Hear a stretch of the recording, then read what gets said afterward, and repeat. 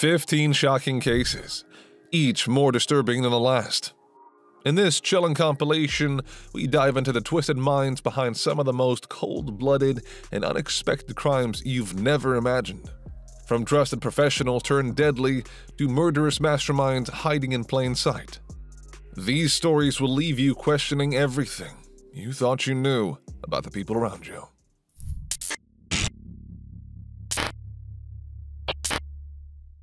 Lucy Letby, by all outward appearances, was the epitome of a caring and professional nurse. She was known for her bright smile, dedication to her work, and nurturing demeanor. Born and raised in Hereford, Lucy was an only child who had always dreamed of becoming a nurse. Her friends described her as gentle, soft-spoken, and compassionate. She was the first in her family to attend university, earning a nursing degree from the University of Chester in 2011. From there, she joined the neonatal unit at the Countess of Chester Hospital, where she quickly integrated herself into the team and became a beloved member of what she called her little family. But beneath this illusion of normalcy and professionalism lay a sinister truth. But this seemingly dedicated and kind-hearted nurse would become one of the most notorious serial killers in modern British history. Lucy was not just a nurse caring for premature and vulnerable infants. She was also the common denominator in a string of unexplained deaths that would send shockwaves to the hospital, and eventually the entire United Kingdom. It all started in June 2015, when a series of tragic and unexpected deaths began to unfold in the neonatal unit of the Countess of Chester Hospital. The first to die was a premature baby boy, known in the court records as Child A. Born prematurely and struggling with typical newborn complications, Child A was expected to survive under the hospital's intensive care. But just 90 minutes into Lucy's shift, the baby's condition deteriorated rapidly. His skin turned mottled, his oxygen levels plummeted, and despite desperate efforts by the medical team, Child A died. The cause of death was noted as unascertained. The very next night, another tragedy struck. Child A's twin sister, known as Child B, suddenly suffered a similar decline in health, but miraculously survived. The staff, already reeling from the death of Child A, were perplexed. It was almost too coincidental, but at that time, no one suspected foul play. In the weeks that followed, more babies under her care began to suffer unexplained complications. Another premature baby, Child C, died of acute pneumonia, and shortly after that, Child D succumbed to sepsis. In each case, Lucy was on duty, and in each case, the babies had been stable before suddenly deteriorating. Lucy was often the nurse who would first notice the baby's decline, and she was there when they took their last breaths. She was also the one who would console grieving parents, offer sympathy, and even attend to some of the funerals, always appearing as the compassionate and heartbroken nurse. By the end of 2015, the neonatal unit was shaken by the sheer number of deaths. They began to review the unit's mortality rates, comparing them to previous years. They found that in 2013 and 2014, the unit had seen only 2 or 3 deaths each year. But in 2015, the number had skyrocketed to 8. These were not typical outcomes, even in a unit that cared for critically ill babies. Additionally, one of the senior pediatricians, Dr. Ravi Jairam, began to notice an even more troubling pattern. Lucy was always on duty during these tragic events. At first, doctors dismissed this idea that one of their own could be involved in harming the babies. It was unthinkable, but as more deaths occurred, the pattern became harder to ignore. In early 2016, after the deaths of 2 more infants, known as Child E and Child F, Dr. Jairam and his colleagues could no longer chalk it up to coincidence. Still, the idea that Lucy, the friendly and dedicated nurse, could be responsible for these deaths was too horrific to entertain fully. But Jairam couldn't shake the feeling that something was terribly wrong. In the spring of 2016, Letby was moved to day shifts, a decision made by the hospital's management in an attempt to see if the pattern of deaths would cease. But it didn't. In June 2016, 2 identical triplet boys, Child O and Child P, died on consecutive days while under Lucy's care. The deaths were too similar to be dismissed as natural causes. The head of the neonatal unit, Dr. Stephen Brehmer, called for an investigation. and requested that Lucy be removed from the unit. However, the hospital's management was hesitant. They were concerned about the potential legal and reputational ramifications. Despite the mounting evidence and the concerns raised by the senior pediatricians, Lucy was allowed to continue working. But the suspicions grew. After yet another death, Dr. Darin, deeply concerned, conducted a private investigation, reading medical literature and studying the signs of air embolism. In this rare but potentially lethal condition, air bubbles enter the bloodstream. Then, one night, he caught Lucy in the act. As I walked towards the incubator, I could see on the monitors that the oxygen saturations, which is basically the baby's oxygen levels, were dropping. And they dropped to a level that ordinarily, number one, the alarms would have been going off. But number two, the nurse would have called for help. And Lucy Letby was standing by the top of the incubator. She didn't have her hands in the incubator. What was she doing then? Well, she was just standing there. The symptoms he read about matched what they were seeing in the babies who died under Lucy's care. He and Brehmer approached the hospital's board with their concerns and suggested calling the police. The board, however, decided to commission an external review instead. Lucy, who had been placed on administrative duties, became increasingly distressed. She told colleagues she felt singled out and didn't understand why she was being blamed. So she filed a complaint against the hospital, which was supported. Under pressure, the hospital's management started questioning the pediatrician's concerns, saying they were jumping to conclusions. Lucy was taken off clinical duties, but remained employed at the hospital. In April 2017, the hospital finally permitted the pediatrician to contact the police. This led to the launch of Operation Hummingbird, a full-scale criminal investigation into the deaths. The police, working closely with medical experts, began to piece together the evidence. Lucy's victims endured unimaginable cruelty. Some had air injected into their veins or stomachs, while others had their stomachs overfilled with milk.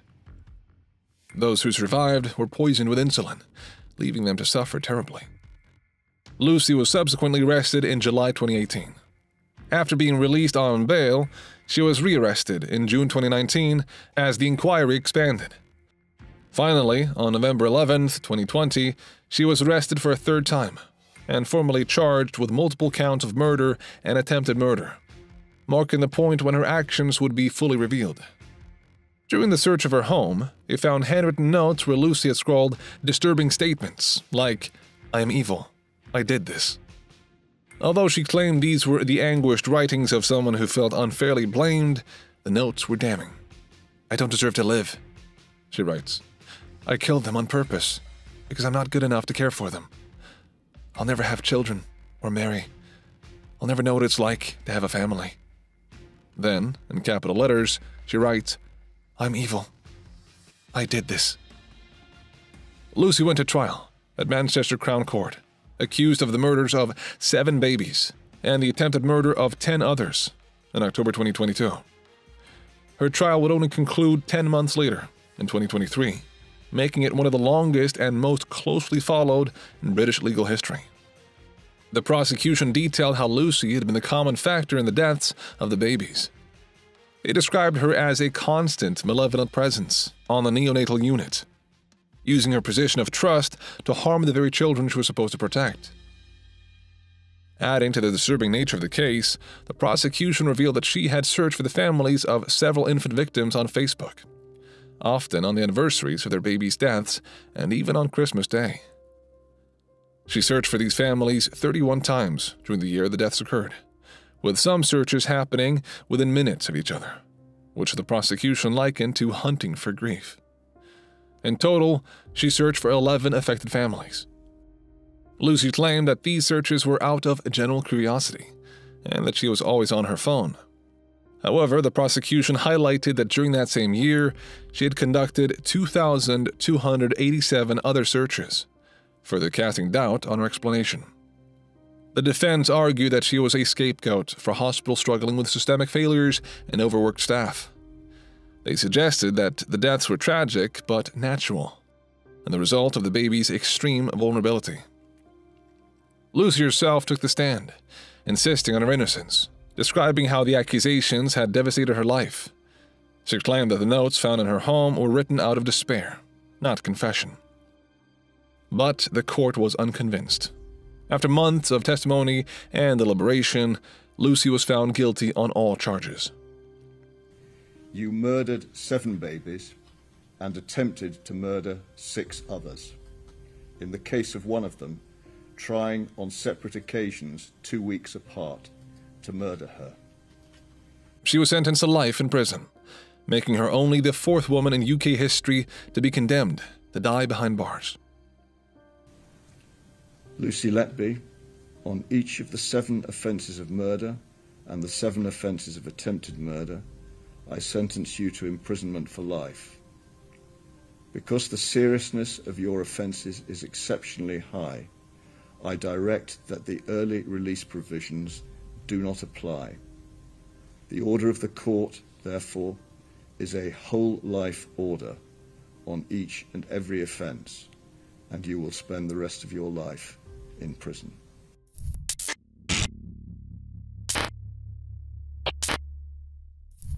Across the globe in Australia, a woman's alleged obsession with an ex led her down a treacherous path involving nature's own lethal bounty. In the quiet town of Leongatha, a family lunch took a shocking and tragic turn, leaving multiple lives lost and a community grappling with unanswered questions. What seemed like a casual Sunday gathering among relatives has become one of Australia's most bizarre and internationally followed alleged murder cases. At the center of this unfolding case is 48-year-old Erin Patterson, a stay-at-home mom and real estate investor whose strained relationship with her estranged husband, Simon Patterson, may have set the stage for an unthinkable act. Erin's life had been marked by both fortune and tragedy. After inheriting a substantial sum from her parents' passing in 2019, she invested wisely in several properties, affording her a comfortable lifestyle. She had an acrimonious relationship with her husband Simon. The two had been living in separate homes for some time. But in 2021, her marriage to Simon, with whom she shared 2 children, had finally dissolved. On the other side of this web of intrigue is Erin's ex, Simon, a man whose recent past held its own mysteries. He had suffered a severe and mysterious gut illness, landing him in a coma for 16 days, during which he had to have 3 emergency surgeries. And as the events of the lunch unfolded, this previous health crisis would take on new significance. The victims in this tragedy were Simon's own parents, Don and Gail Patterson, Gail's sister, Heather Wilkinson, and her husband, Ian, a respected pastor in the local Cornborough Baptist Church community. The 2 couples were invited by Erin for what appeared to be a family Sunday lunch. But the true motive behind this gathering was far more sinister. According to sources close to Simon, Erin had arranged the lunch in a desperate attempt to reconcile with her ex and convince his family that she was worthy of a second chance. Simon was due to attend as well, but pulled out at the last minute, narrowly avoiding the tragedy that would soon take his loved ones. That Sunday, Erin reportedly served beef Wellington, made using beef, puff pastry, and mushrooms, a dish that would soon become the center of a harrowing investigation. Within hours of consuming the lunch, all 4 guests started experiencing severe symptoms of gastro, and by the early hours of the next morning, July 30th, all 4 of the guests had been hospitalized. According to reports, Erin also went to hospital with stomach pains and diarrhea later that day. She was then transported to another medical facility where she was apparently given a liver drug and sent home. Her 4 guests had a much grimmer outcome. Despite medical interventions, the tragedy rapidly unfolded. Gail and Heather died on August 4th, followed by Don's passing on August 5th. Ian's grueling recovery saw him being hospitalized for another 2 months. As the devastating news rocked the local community, law enforcement swiftly took action. Erin's home was thoroughly searched, and crucial evidence was seized. Forensic testing would later reveal traces of the deadly death cap mushroom, a species capable of causing liver and kidney failure. Other symptoms of the death cap mushroom are abdominal pains, nausea, vomiting, and diarrhea, usually within 6 to 24 hours of ingestion. Just 1 mushroom is enough to kill a person. With all eyes on the chef, Erin told investigators that she had combined store-bought button mushrooms with dried mushrooms, purchased months earlier from a Melbourne Asian store when preparing the dish, but she couldn't remember the name or location of the Asian grocer. Days later, Police questioned her again, this time about a discarded food dehydrator. Initially claiming she had dumped the appliance months earlier, she ultimately recanted her statement. She said she panicked when her lunch guests were hospitalized. So when her ex accused her of using the food dehydrator to poison them, she rushed home to discard it at the local tip. Erin had stern words for the media, saying she was grieving as well and that she had no reason to harm her in-laws. I'm so devastated by what's happened, by the loss of Don. Don is still in hospital, the loss of Ian and Heather and Gail. They were some of the best people that I've ever met. Gail was like... Gail was the mum that I didn't have because my mum passed away 4 years ago. And Gail's never been anything but good and kind to me. And Ian and Heather were some of the best people I've ever met. They never did anything wrong to me, and I'm so devastated about what's happened. But she wouldn't elaborate on the meal she served that day. She would later say that she even fed her kids leftovers from that deadly lunch, but admitted scraping off the mushrooms as her kids did not like it, further fueling suspicions about her potential involvement in the tragic events. The investigation took an even darker turn when Simon's previous illness from May 2022 came to light. Suddenly, the possibility of potential foul play loomed large, raising disturbing questions about whether Erin had previously attempted to kill her estranged husband through poisoning. Then, in a shocking development nearly a year and a half after the deadly incident, she was arrested and charged with 3 counts of murder and 5 counts of attempted murder. The murder charges relate to the deaths from the July lunch, while 3 of the attempted murder charges stem from the separate alleged poisoning incidents involving Simon between 2021 and 2022. The remaining 2 attempted murder charges are linked to the survivor of the mushroom lunch. In May, she made her first court appearance. As the criminal proceedings continue to unfold, all eyes will remain on this disturbing case that has challenged conventional notions of familial trust.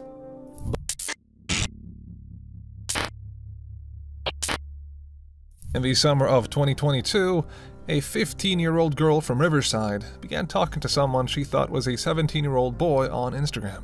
He showered the teen with gifts, sending her jewelry, groceries, money, and gift cards. He paid for her food deliveries and helped her buy birthday presents for friends, claiming he had a well-paying job. But things took a sinister turn when he started pressuring her to send nude photos, making her feel deeply uncomfortable. After Halloween, the girl decided to end the relationship and blocked him on Instagram. She had no clue the person on the other side of the chat was, in fact, a 28-year-old sheriff's deputy, Austin Lee Edwards. And Edwards did not take the rejection well. Even though she blocked him, he still found a way to send a disturbing letter about ending his life. Alarm bells should have sounded then, but the brutal truth was still unfolding with unthinkable horror. On the day after Thanksgiving, just weeks after the breakup, Edwards set off on a 2,000-mile journey from Virginia to Riverside, California. What followed was an act so brutal and calculated that it defied comprehension. Edwards arrived at the girl's house just after 7 a.m., parking in a neighbor's driveway. Witness accounts would later say they saw a man wearing a trench coat and black fedora approaching the house carrying a duffel bag, but turned around twice. He returned 2 hours later with the intent to commit an unthinkable act of violence, posing as a detective investigating a case involving the exchange of lewd photographs. He convinced her grandmother to summon the girl and her mother, Brooke, spinning a tale about needing to question them. When the girl's mother arrived, she told the teen to stay in the car. Once she got inside the house, the murderous rampage unfolded in quick succession. Edwards brutally murdered the girl's mother, Brooke, and her grandparents, Mark and Cherie Winnick. He suffocated them by taping bags around their necks and tied up their arms and legs with duct tape. He then set the house ablaze, opening windows and doors to allow the flames to spread rapidly. As the teen who was outside entered the house, Edwards grabbed her and forced her into his car at gunpoint. Neighbors witnessed the horrific scene and alerted authorities, but Edwards had already made his getaway, with the terrified girl in tow. During the harrowing journey, the catfisher admitted to lying during the hiring process to become a police officer, claiming agencies need to do better backgrounds. He revealed his plan to take the girl to Virginia, where he had recently purchased a home in preparation for her captivity, blacking out the windows in preparation for her captivity. However, Edward's deranged plans were derailed when police identified him through a neighbor's description and security footage. A high-speed chase ensued, with the 28-year-old firing at pursuing officers. Law enforcement closed in on the vehicle as the killer lost control of the vehicle. That's when the 15-year-old managed to escape, physically unharmed. Eventually, Edward's reign of terror came to an end with a self-inflicted gunshot wound. The gun he used was his service pistol, issued to him by the Washington County Sheriff's Office just 10 days before the killings. It was a very disturbing crime scene. This guy is, or was, a monster. This guy's a pedophile. He's an online predator. But how did such a troubled man gain access to a badge and a gun? Investigations would later reveal a sordid web of deceit and the flawed administrative system within law enforcement. Edwards had a deeply troubling past. Years before the Riverside killings, he had already exhibited a pattern of grooming and soliciting underage girls online for explicit content. In the mid-2010s, when he was 20, Edwards struck up an online sexual relationship with a 13-year-old girl, repeatedly pressuring her to send nude photos, despite knowing her age. Their interactions lasted around 2 years, with a cop manipulating the minor and threatening self-harm if she left him. In 2016, it would all come to a head when the then 14-year-old tried to break things off. According to reports, law enforcement was called out to the Edwards home after he tried to harm himself. He resisted medical aid and attempted to escape, threatening to kill his father and himself.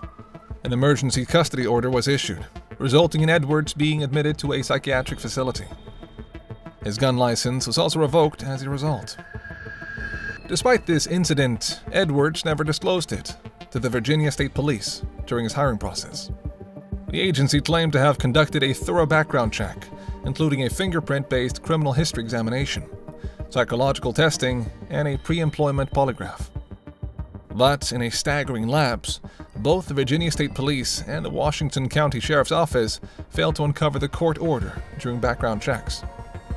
This raised serious questions about how the 2016 incident was overlooked, allowing Edwards to become a law enforcement officer. In the following years, 2 lawsuits were filed, seeking a combined total of $150 million. The lawsuit alleges that Edwards' history should have prevented him from ever becoming a police officer, citing negligent hiring practices by the Washington County Sheriff's Office. As the legal battles unfold, one thing is certain. The internet has allowed predators to enter our homes uninvited. Denali Brehmer. Please, parents, guardians, when you are talking to your children about the dangers of their online actions, please use us as a reference.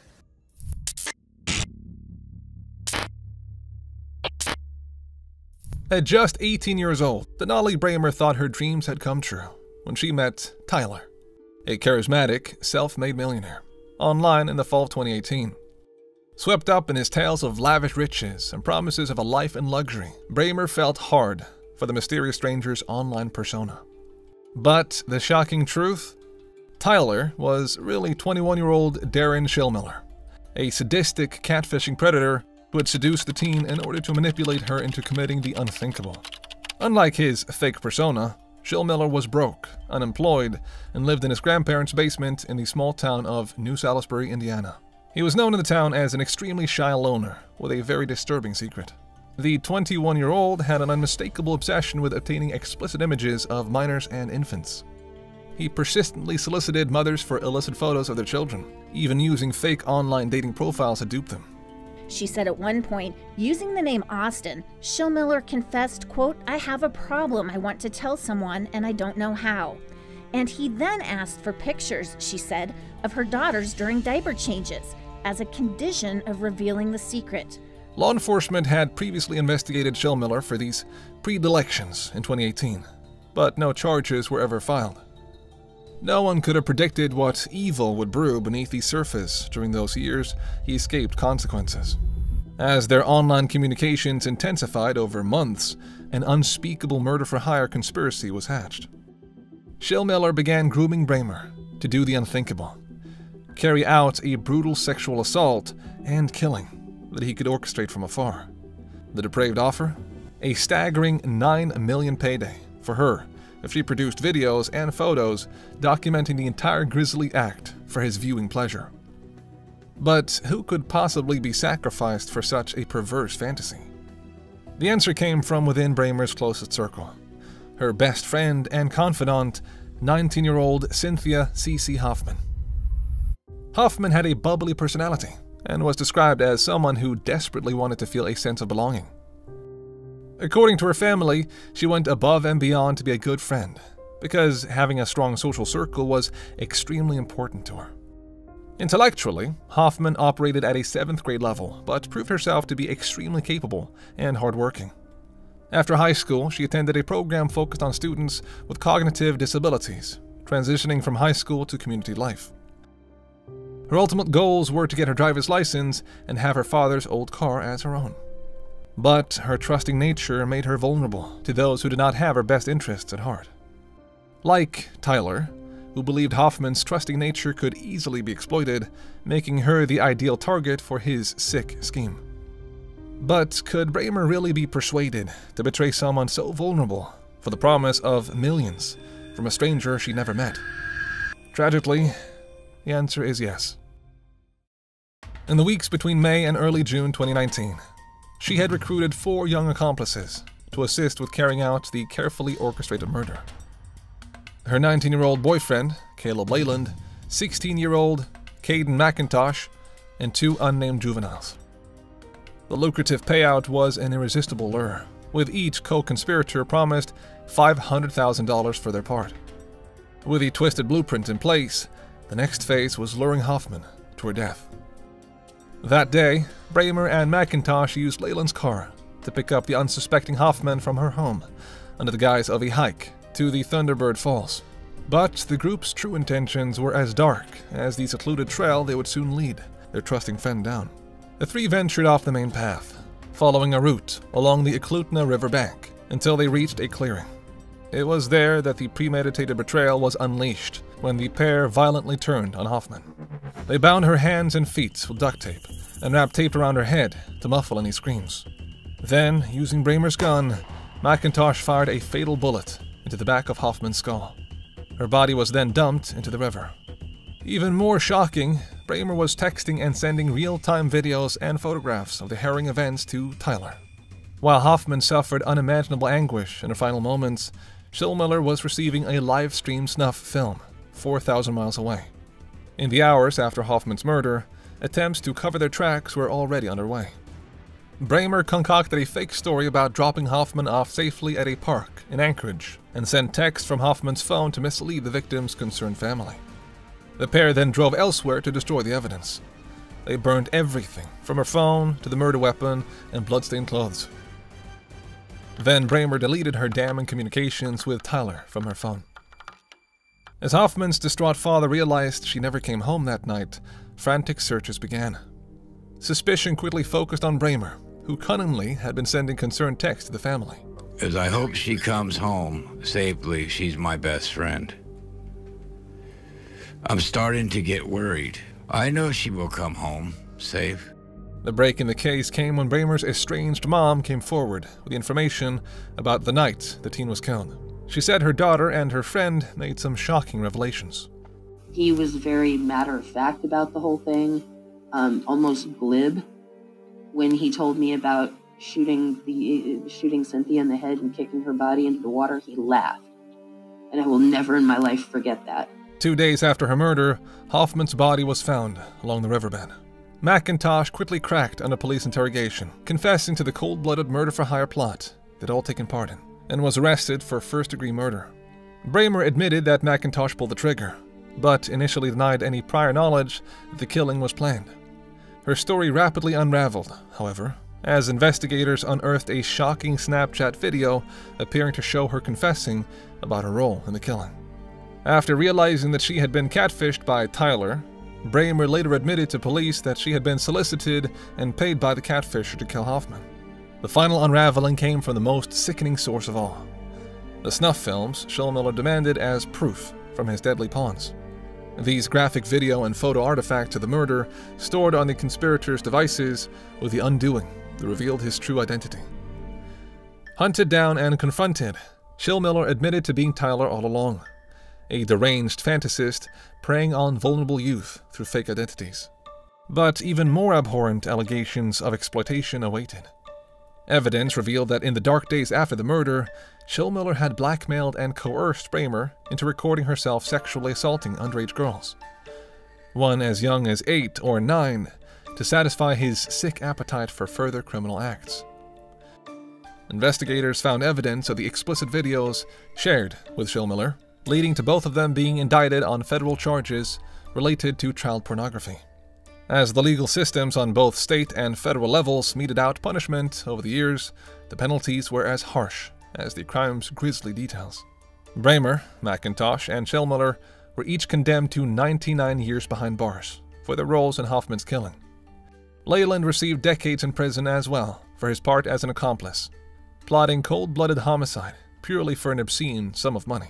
Brehmer received a further 30-year jail term for the child pornography charges, while Schilmiller, who already pleaded guilty, will also receive no less than 30 years when he is eventually sentenced.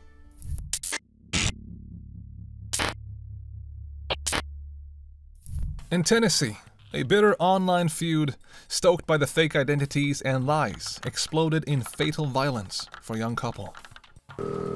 Johnson County 911. Honey, I need a name with bad. Please. Okay, what's going on? Oh my God.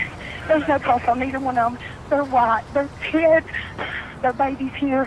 How's the baby? He's not crying. He's awake. Oh God. Do you want to attempt to do CPR on any one of them? They're both dead. It's too late. In the sleepy town of Mountain City, violent crimes was virtually unheard of until this brutal double homicide shattered that peaceful facade. There was 2 people that was inside the residence that had been shot in the head. I had never seen anything like this before. We normally have maybe 1 murder every 3-4 years. The 2 victims were 36-year-old Billy Payne and his 23-year-old fiancée, Billie Jean Hayworth. Billie Jean, she was small package, big punch. She had a great, big personality. Bill Payne was very charismatic. His personality definitely matched hers. It was very obvious to see that they were meant for each other. The killings came as a brutal shock to the small, tight-knit community of around 2,500. The violent crime would soon unveil a web of deception so twisted it would shake the small town of Mountain City to its core. But what kind of monster could commit such a heinous act? The answer may surprise you. It came from the most unlikely of all places, a feud that started with a simple click of the mouse. This is the story of how a social media rivalry spiraled into an unthinkable betrayal and brutal double homicide. At the center of it all was the Potter family. Janelle, a socially awkward 31-year-old loner who had never left home or held a job. And her parents, Barbara and Buddy, strict disciplinarians who kept their daughter sheltered from the world. Don't be out past, 12 o'clock at night. No smoking, no drinking, no partying, stuff like that. Little did they know that Janelle's loneliness had taken her down a dark path. One that would eventually implicate them in an unforgivable act of violence. At 30 years old, Janelle stood apart in this unassuming family, a socially awkward loner who relied entirely on her overprotective parents. With a childlike voice and a towering 6-foot frame, she had endured merciless bullying through high school. Shunned and resentful, Janelle retreated into the fantasies of online life. In 2009, she made friends with Tracy Greenwell, who introduced Janelle to her circle of friends, including her brother, Billy Payne, and cousin, Jamie Curd, who Janelle would later secretly become involved with. She was finally fitting in, and Billy's casual kindness sparked an intense infatuation within her. Soon, the two became Facebook friends. But when Billy started dating Billie Jean Hayworth later that year, Janelle reportedly started receiving vicious anonymous messages online. Just that I was a bad person, I was horrible, threatened to get raped. Must have been pretty scary. Yes. Janelle was convinced that Hayworth, Payne, and their friends were behind the cyberbullying. She accused the couple and their friends of the online abuse, claiming they threatened to rape her and harassed her with prank calls and drive-bys. But in reality, Janelle was tormenting them with her unrelenting fixation. Janelle had a long history of escalating online feuds. Court records would later paint a disturbing picture of a woman consumed by her perceived wrongs against her on social media platforms. Her unhinged behavior led multiple women to seek legal protection from her. After repeated harassing calls from her and online and verbal abuse coming from her parents, all because they had unfriended her on Facebook. The extent of Potter's obsession was further highlighted by her own attempts to obtain restraining orders against 2 women in 2009, accusing them of stalking her for over a year. In one instance, she claimed one of the alleged stalkers had removed her from her favorite people section on her MySpace profile, sparking her paranoia. When Hayworth and Payne brought a son into the world, Janelle's jealousy and online obsession turned even darker. Talked about how bad they partied and they were on drugs and, just all kinds of lies. I mean, it just got worse. That she wished that Bill and Billie Jean and that damn baby would die. At the same time, the Potter family started receiving emails from a shadowy character called Chris. He claimed to be a CIA operative intent on protecting Janelle from the evil threat Hayworth and Payne posed to the family. Through a relentless barrage of hundreds of emails, Chris wove tales of the couple's sinister intentions to brutalize and kill Janelle. The emails from Chris grew increasingly horrific, with tales of planned assassinations, kidnappings, and even murder, if her tormentors weren't stopped. Believing he was protecting their daughter, the parents placed their unwavering trust in the CIA operative. The Potters became convinced their family's lives were in grave danger, and paranoia and fear consumed them completely. And this dangerous delusion was about to turn into a brutal reality on one fateful winter night. In the early morning hours, Buddy and Janelle's secret boyfriend, Jamie, drove to the couple's home to confront the perceived threats. What happened next was an act of sickening brutality. Buddy shot Payne point blank and slashed his throat, while Jamie fired the bullet that killed Hayworth as she cradled her infant son. The young baby, who was covered in her mother's blood, was the sole survivor of the grisly scene. When police began investigating the shocking crime, suspicion quickly turned to the Potter family, following their prior conflicts with the victims. Do you know of anybody that would hurt them, want to hurt them? No, actually, I don't. I feel bad about the situation because I didn't want no harm on them. They've been harassing me in my driveway, on our property, and then yesterday morning when I got on Facebook is when I found out. And, I'm sorry it happened, but, that's all I can tell you is they have been harassing the living crap out of me. Why would they be harassing you? It came out to be a jealousy thing. They said I was too pretty. As the web of deception started unraveling, Jamie soon confessed to his role and implicated Janelle's father, Buddy. Interesting, Jamie. I know you know a few of those things. I don't. Tell us the truth. Who shot him? He who... Who had the gun? Hey. While police get ready to bring Buddy in for questioning, Jamie makes a startling inquiry. Is the CIA here? CIA? No. What seemed like a bizarre question to investigators would all fall into place over the following days. While Buddy originally denied any involvement, he too breaks down after a grueling interrogation, hinting at the motive behind the killings. Evil. Plotting to get your daughter in the restroom and murder her. They wanted to rape her because she's a virgin. And just so much. Buddy, along with Jamie, is arrested for first-degree murder, but the real mastermind would only be uncovered much later. Authorities executed a search warrant at the Potter home, unearthing an arsenal of weapons, printed photos of the victims, and 3 bags of shredded documents. It would be another year before the final pieces of the investigation would fall into place. That's when the forensics uncovered the shocking truth. After piecing together the shredded documents, police discover emails from a fictitious CIA agent named Chris. FBI analysis painstakingly reconstructed the bags of shredded documents, revealing the enigmatic CIA operative Chris's messages to the family. The emails all originated from within the Potter household, and, even more disturbingly, were all fabricated and written by Janelle herself to manipulate her parents. With Janelle pulling all the strings, she found a way to weaponize her parents' and boyfriend's protective love to kill the object of her affection and the woman he loved. Janelle and her mother, Barbara, were arrested in August 2013, nearly a year and a half after the double homicide. Following a tense trial in 2015, Janelle Potter was convicted of masterminding the murders and sentenced to 2 consecutive life terms. Her father, Marvin, received the same, while Jamie Kerr struck a plea deal for 25 years after testifying against Janelle. Barbara pleaded guilty to facilitation of murder and is eligible for parole in 2028. Police could never find any evidence that Payne or Hayworth had ever threatened Janelle or her family.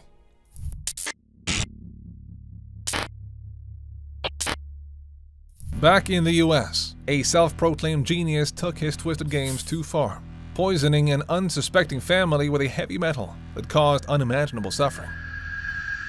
In 1988, Florida waitress Peggy Carr went to the hospital with chest pains, leg pain, and numbness. She told doctors that it felt like her body was on fire. When they couldn't find a source for the mysterious pain, they told Peggy that it was all in her head.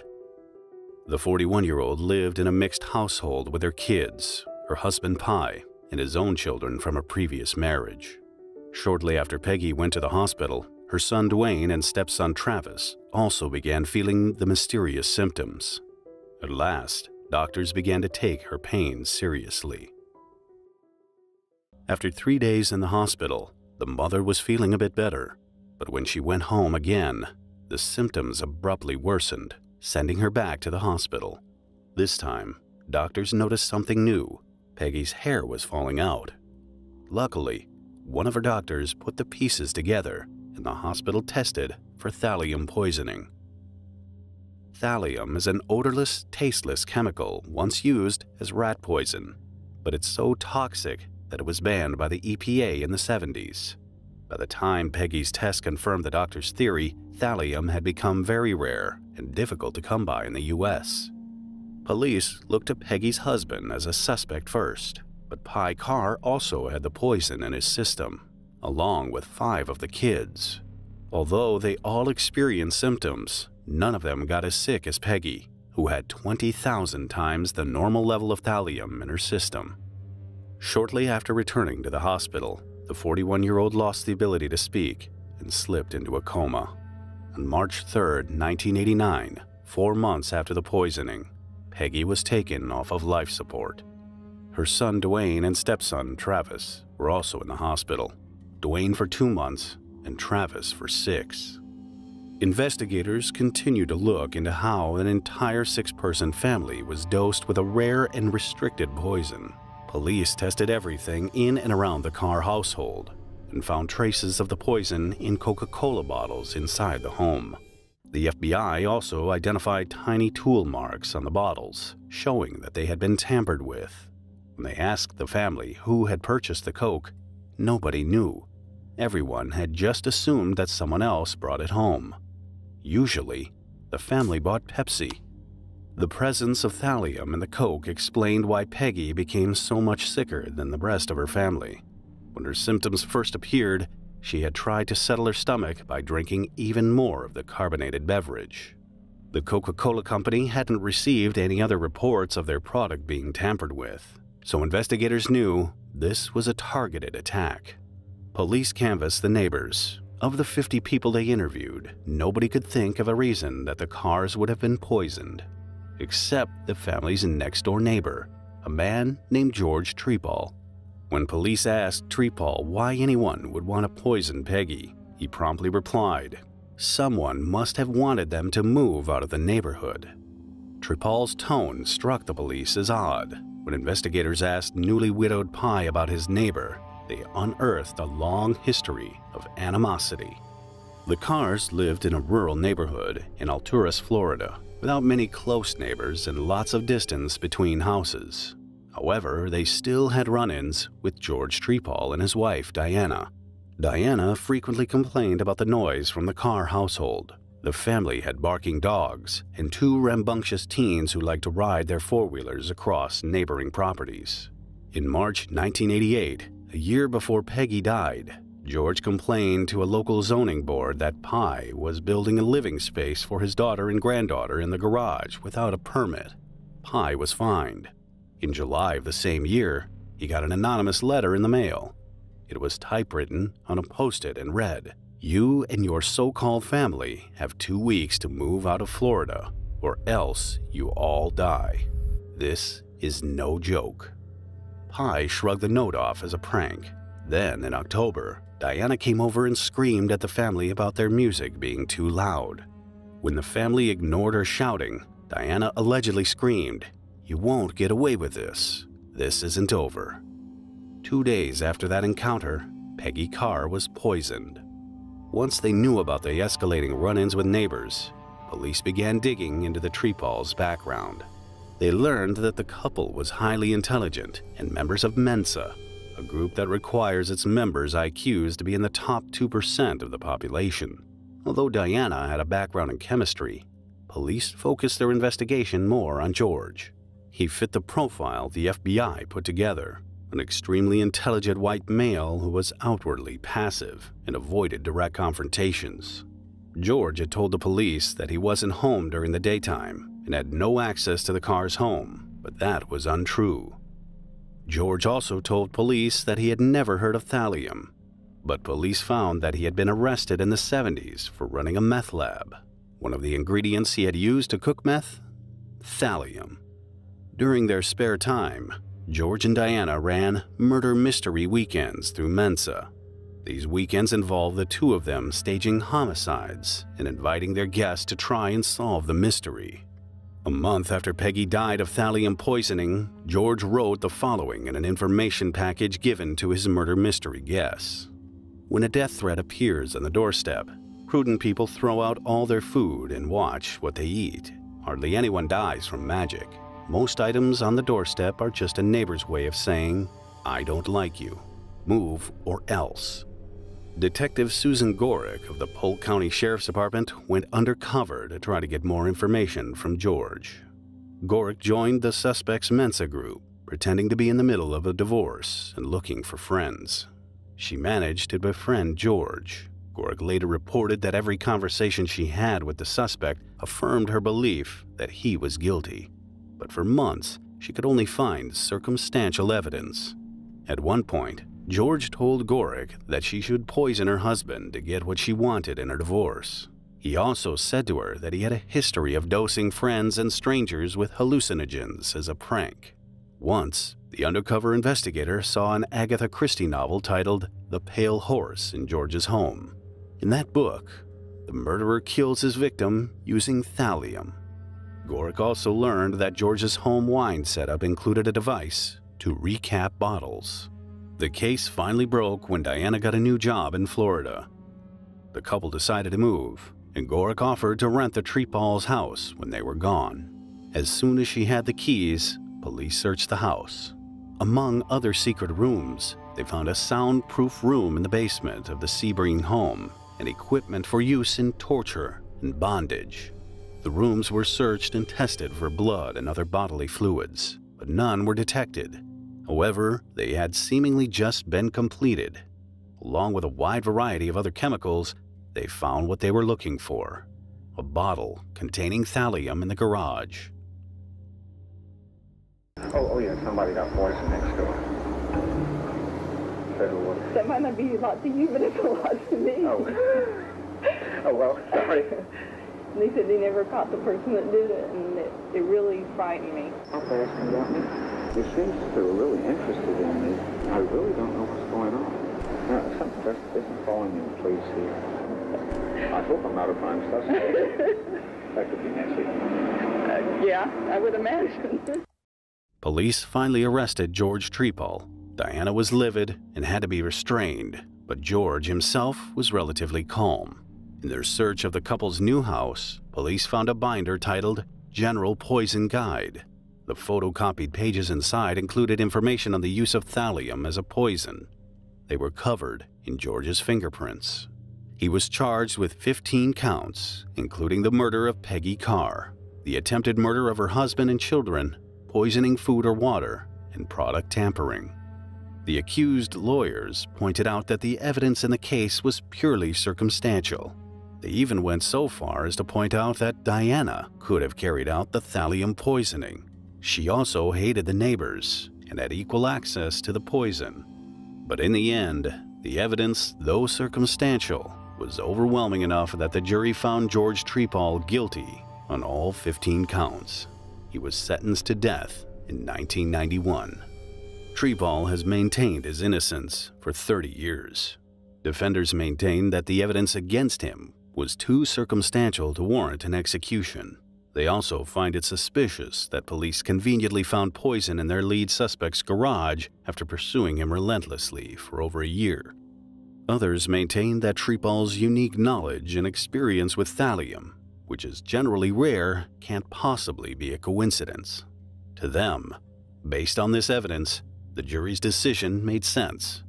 And especially when it was combined with the Trepal's passion for poisons, his intense dislike of the neighbors, which matched the death threat he made against the Carrs, the uncommon bottle recapping tool, and his eerie statements to his murder mystery companions. Despite receiving the death penalty, Trepal is still in prison.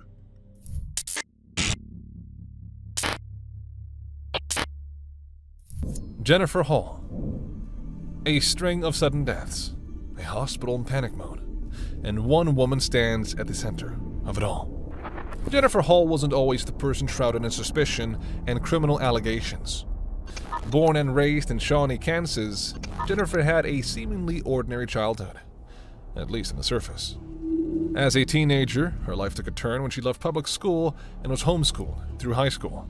Those who knew her during these years described her as attention-seeking and manipulative, traits that would follow into her adulthood. Her troubled behavior first caught the attention of authorities when she was convicted of arson in 2001. She was accused of setting fire to a hospital office at Cass Medical Center in Harrisonville, Missouri, after learning that a coworker she had accused of sexual harassment would not be disciplined. Just days before the fire, the coworker she'd accused died of a heart attack. His sudden death, combined with Jennifer's accusations, raised suspicions, though no formal investigation into his death was conducted due to his cremation. This early brush with the law hinted at the lengths she might go when she felt wronged. In December 2001, shortly after her arson conviction, she was hired as a respiratory therapist at Hedrick Medical Center in Chillicothe, Missouri. This small hospital, serving a town of just over 9,000 residents, had a quiet history, until Jennifer arrived. Over the next 5 months, the hospital experienced an unprecedented surge in code blue incidents, emergencies involving sudden cardiac arrest. In a hospital that typically saw one code blue a year, there were 18 such incidents between December 2001 and May 2002. The deaths of 9 patients during this period raised immediate red flags. Among the victims was 88-year-old World War II veteran Charles O'Hara, who was admitted with high temperatures and agitation, only to die 2 days later. Then there was David Harper, a 37-year-old pneumonia patient who was on the verge of being discharged when he suddenly died. Similarly, 49-year-old Shirley Eller, who was expected to go home after being treated for pneumonia, collapsed and died just a day before her scheduled discharge. The most disturbing case was that of a 75-year-old Fern Franco, who was found dead on May 18, 2002. An autopsy later revealed that Franco had been given lethal doses of sicanylcholine, a drug that paralyzes respiratory muscles, and morphine, leading to her suffocation. Jennifer quickly became the focus of suspicion. Hospital staff noticed that she was always present during the code blue emergencies.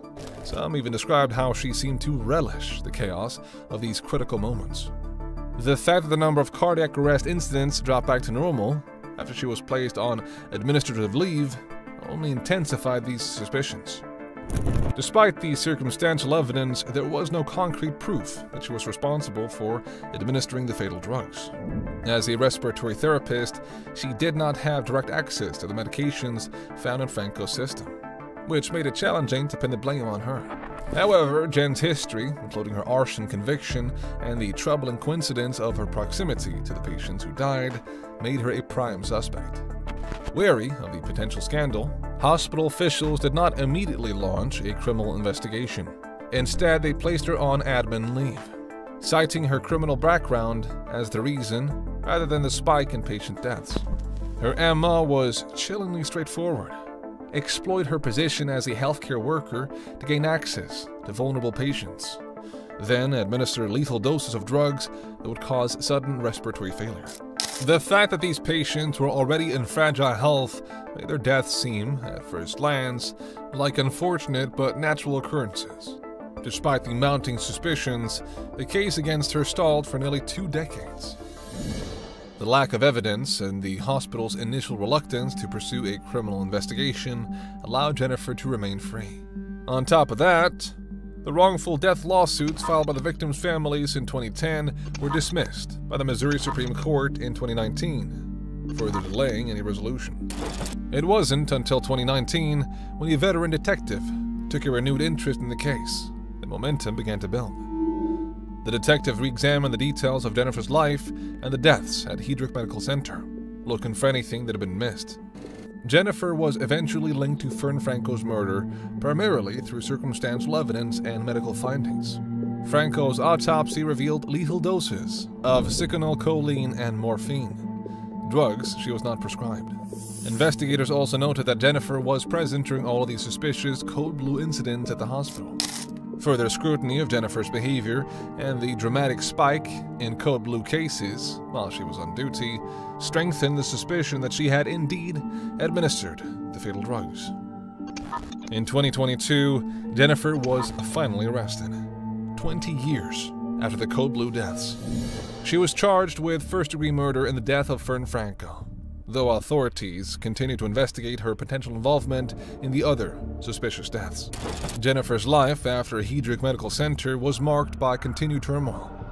She faced numerous legal complaints, including allegations of violent and erratic behavior. She was accused of trying to run a former brother-in-law off the road. In another disturbing incident, she allegedly stole the cremated remains of a man she had a relationship with and fired a gun in the house of another of her love interests. These actions painted a picture of a woman who was not only deeply troubled, but also calculated and dangerous. Jennifer managed to avoid a life sentence by accepting a plea deal in October 2023, where she pleaded guilty to causing the deaths of 2 patients. By pleading guilty, Jennifer received 18 years in prison, rather than a life sentence if convicted at trial.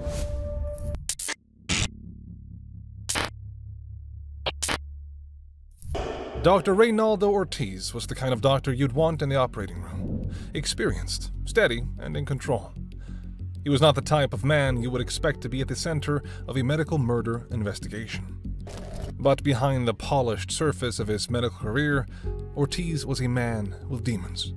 Born in a small Texas town, he built his career from the ground up, earning respect as an anesthesiologist. Yet, as the years passed, cracks began to show. Ortiz had always been a man of intense pride who couldn't tolerate criticism.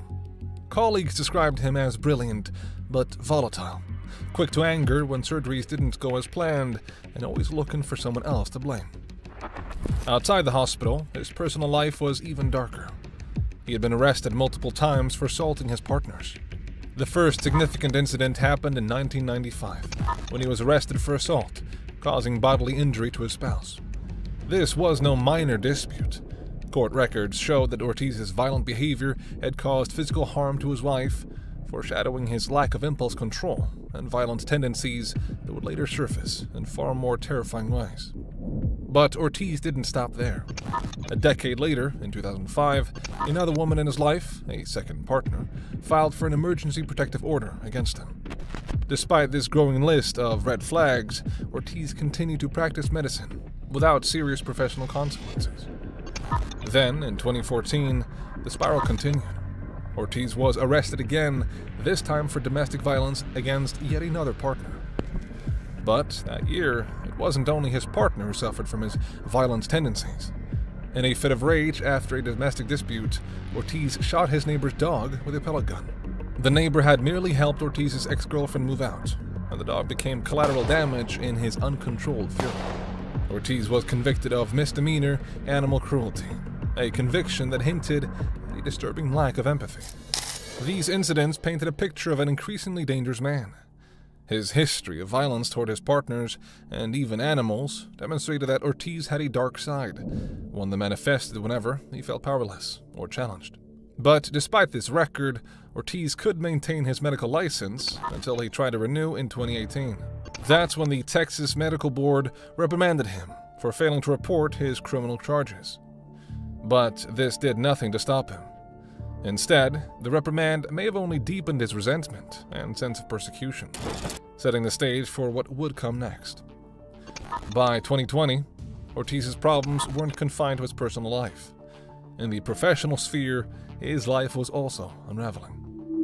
During a routine surgery that year, one of his patients required emergency resuscitation after an anesthesia-related complication. This was the type of life-threatening event that should never happen under an experienced anesthesiologist's watch. While the incident did not result in any immediate legal action, it began Ortiz's professional decline. In May of 2022, things reached a tipping point. Ortiz had become increasingly angry at the growing scrutiny surrounding his work. His colleagues at Baylor Scott and White Surgicare, a North Dallas surgical center, were beginning to question his abilities after several complaints about surgical complications. Ortiz confided in his peers that the investigation into his performance could ruin him financially if he lost his job. He believed he was being unfairly blamed for every complication and mistake in the operating room. This growing resentment, combined with the pressure of the ongoing investigation, pushed Ortiz into a state of desperation. It was around this time that his behavior took a sinister turn. In June 2022, the first significant catastrophe struck. Dr. Melanie Kaspar, another anesthesiologist and Ortiz's colleague, took home an IV bag from the clinic to treat her dehydration. She was feeling unwell and thought the IV would help her recover quickly. But soon after administering the IV to herself, she collapsed. Despite immediate medical intervention, Kaspar tragically died. Her death stunned the staff at Baylor Scott and White. She had no known health issues, and the suddenness of her collapse baffled her colleagues. It wasn't until toxicology reports came back that the horrifying truth emerged. The IV bag she had used wasn't filled with saline. It contained bupivacaine, a powerful anesthetic that, when administered intravenously, can cause cardiac arrest. Dr. Kaspar had unknowingly injected herself with a lethal dose of the drug. Around the same time as the doctor's death, the surgical center began to see an alarming increase in life-threatening cardiac emergencies among patients undergoing routine surgeries. These weren't isolated incidents. Between May and August 2022, at least 11 patients experienced sudden and severe complications during surgery, some of them young and healthy with no history of heart problems. Many of these patients went into cardiac arrest or experienced dangerous drops in blood pressure after receiving fluids through IVs. It was only due to the quick actions of medical staff that these patients survived.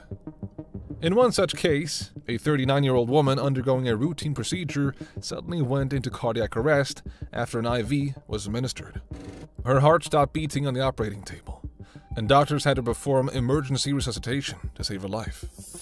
She survived, but the experience left her and her family deeply traumatized. Another patient, a man in his mid-50s, came close to death during what should have been a simple surgery. Like the others, his heart began to fail shortly after he was given an IV. His family waited anxiously, unaware that what was happening on the operating table wasn't a medical complication. It was the result of a doctor's deliberate tampering. As more patients experienced cardiac crises, a pattern began to emerge. Each of the patients had been administered IV fluids shortly before their health deteriorated. That's when investigators were called in to examine the situation. When the IV bags from the affected surgeries were tested, they found traces of bupivacaine and other anesthetic drugs. Drugs that should never have been present in a basic saline IV. This discovery made it clear that someone was tampering with the medical supplies, and it wasn't long before suspicions fell on Ortiz. As investigators honed in on the IV bags, the suspicion that someone at the surgical center was deliberately sabotaging the supplies grew stronger. To uncover the truth, the hospital set up surveillance cameras in the storage area where the IV bags were kept. The breakthrough came in August 2022 when the cameras captured something shocking. On the surveillance camera, Ortiz could be seen placing IV bags into the warmer, an unusual action that no other staff member was recorded doing. In one critical video, Ortiz was seen putting an IV bag in the warmer and walking away. Later that same day, the IV bag was used during surgery, and the patient suffered a cardiac emergency. When the bag was tested, it was found to contain bupivacaine, the same drug that had killed Dr. Kaspar. The footage left little room for doubt. Ortiz had been deliberately tampering with the IV bags. Investigators now had evidence linking him directly to the sabotage that had endangered countless lives and resulted in the death of his colleague. It was a chilling realization. Ortiz wasn't just a frustrated doctor. He was a man willing to risk lives to satisfy his anger. On September 15th, 2022, federal agents arrived at Ortiz's home in Texas and arrested him. He was charged with tampering with a consumer product that resulted in death and serious bodily injury, as well as healthcare fraud. When the case went to court, the evidence was overwhelming. Prosecutors laid out a detailed timeline of events, beginning with the surveillance footage that captured Ortiz in the act of tampering with the IV bags. Toxicology reports further supported the case, confirming that the bags used in each cardiac emergency contained harmful drugs that should never have been in the IV solutions. In court, survivors of the cardiac emergencies testified about their harrowing experiences.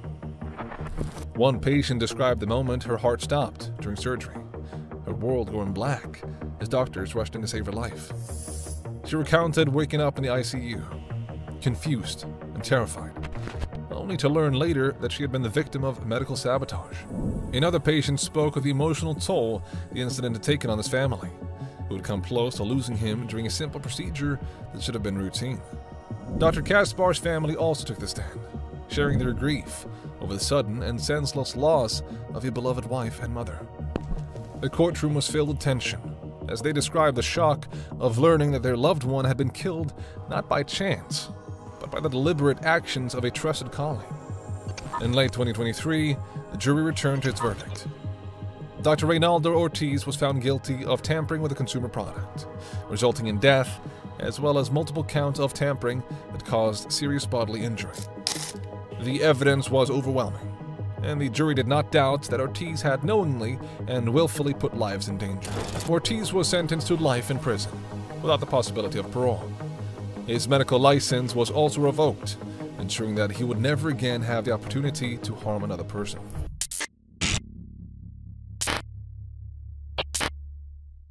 In a case that shocked Waukesha County, Wisconsin, a woman's betrayal of her closest friend knew no bounds, as she used a seemingly harmless household product to commit a heinous act.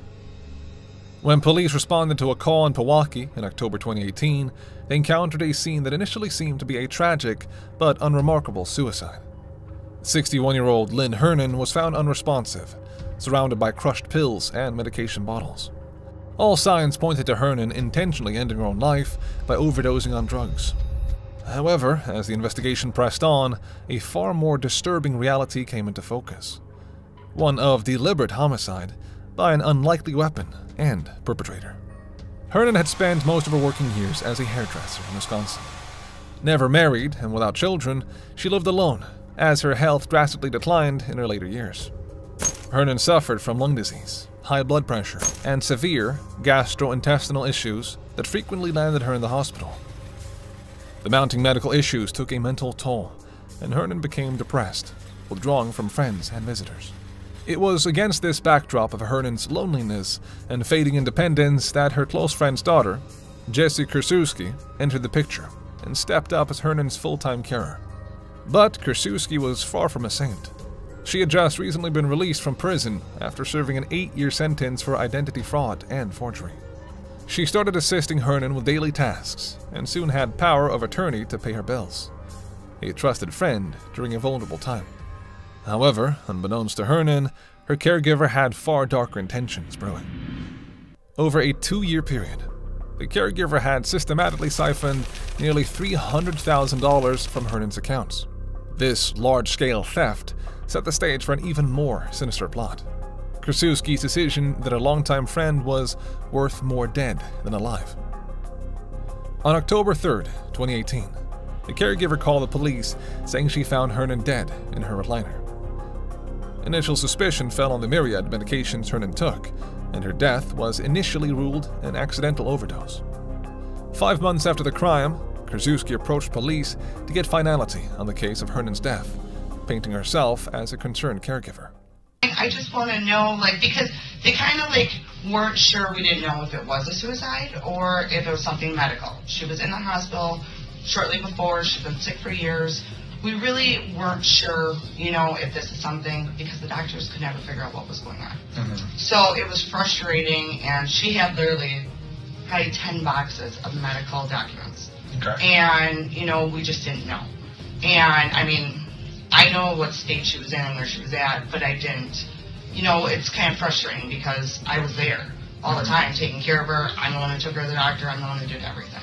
So the not knowing, and I wasn't there with her. There is a medical So it bothers me because I go, could I have been there? Could I have helped? Could I have done something? That's my hardest part. Mm-hmm.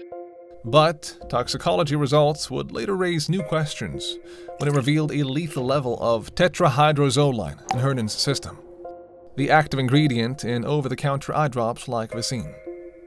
This revelation transformed an apparent suicide into a homicide case. Investigators soon uncovered evidence that Krasuski had been secretly poisoning Hernan by spiking her water and drinks with eye drops over an extended period.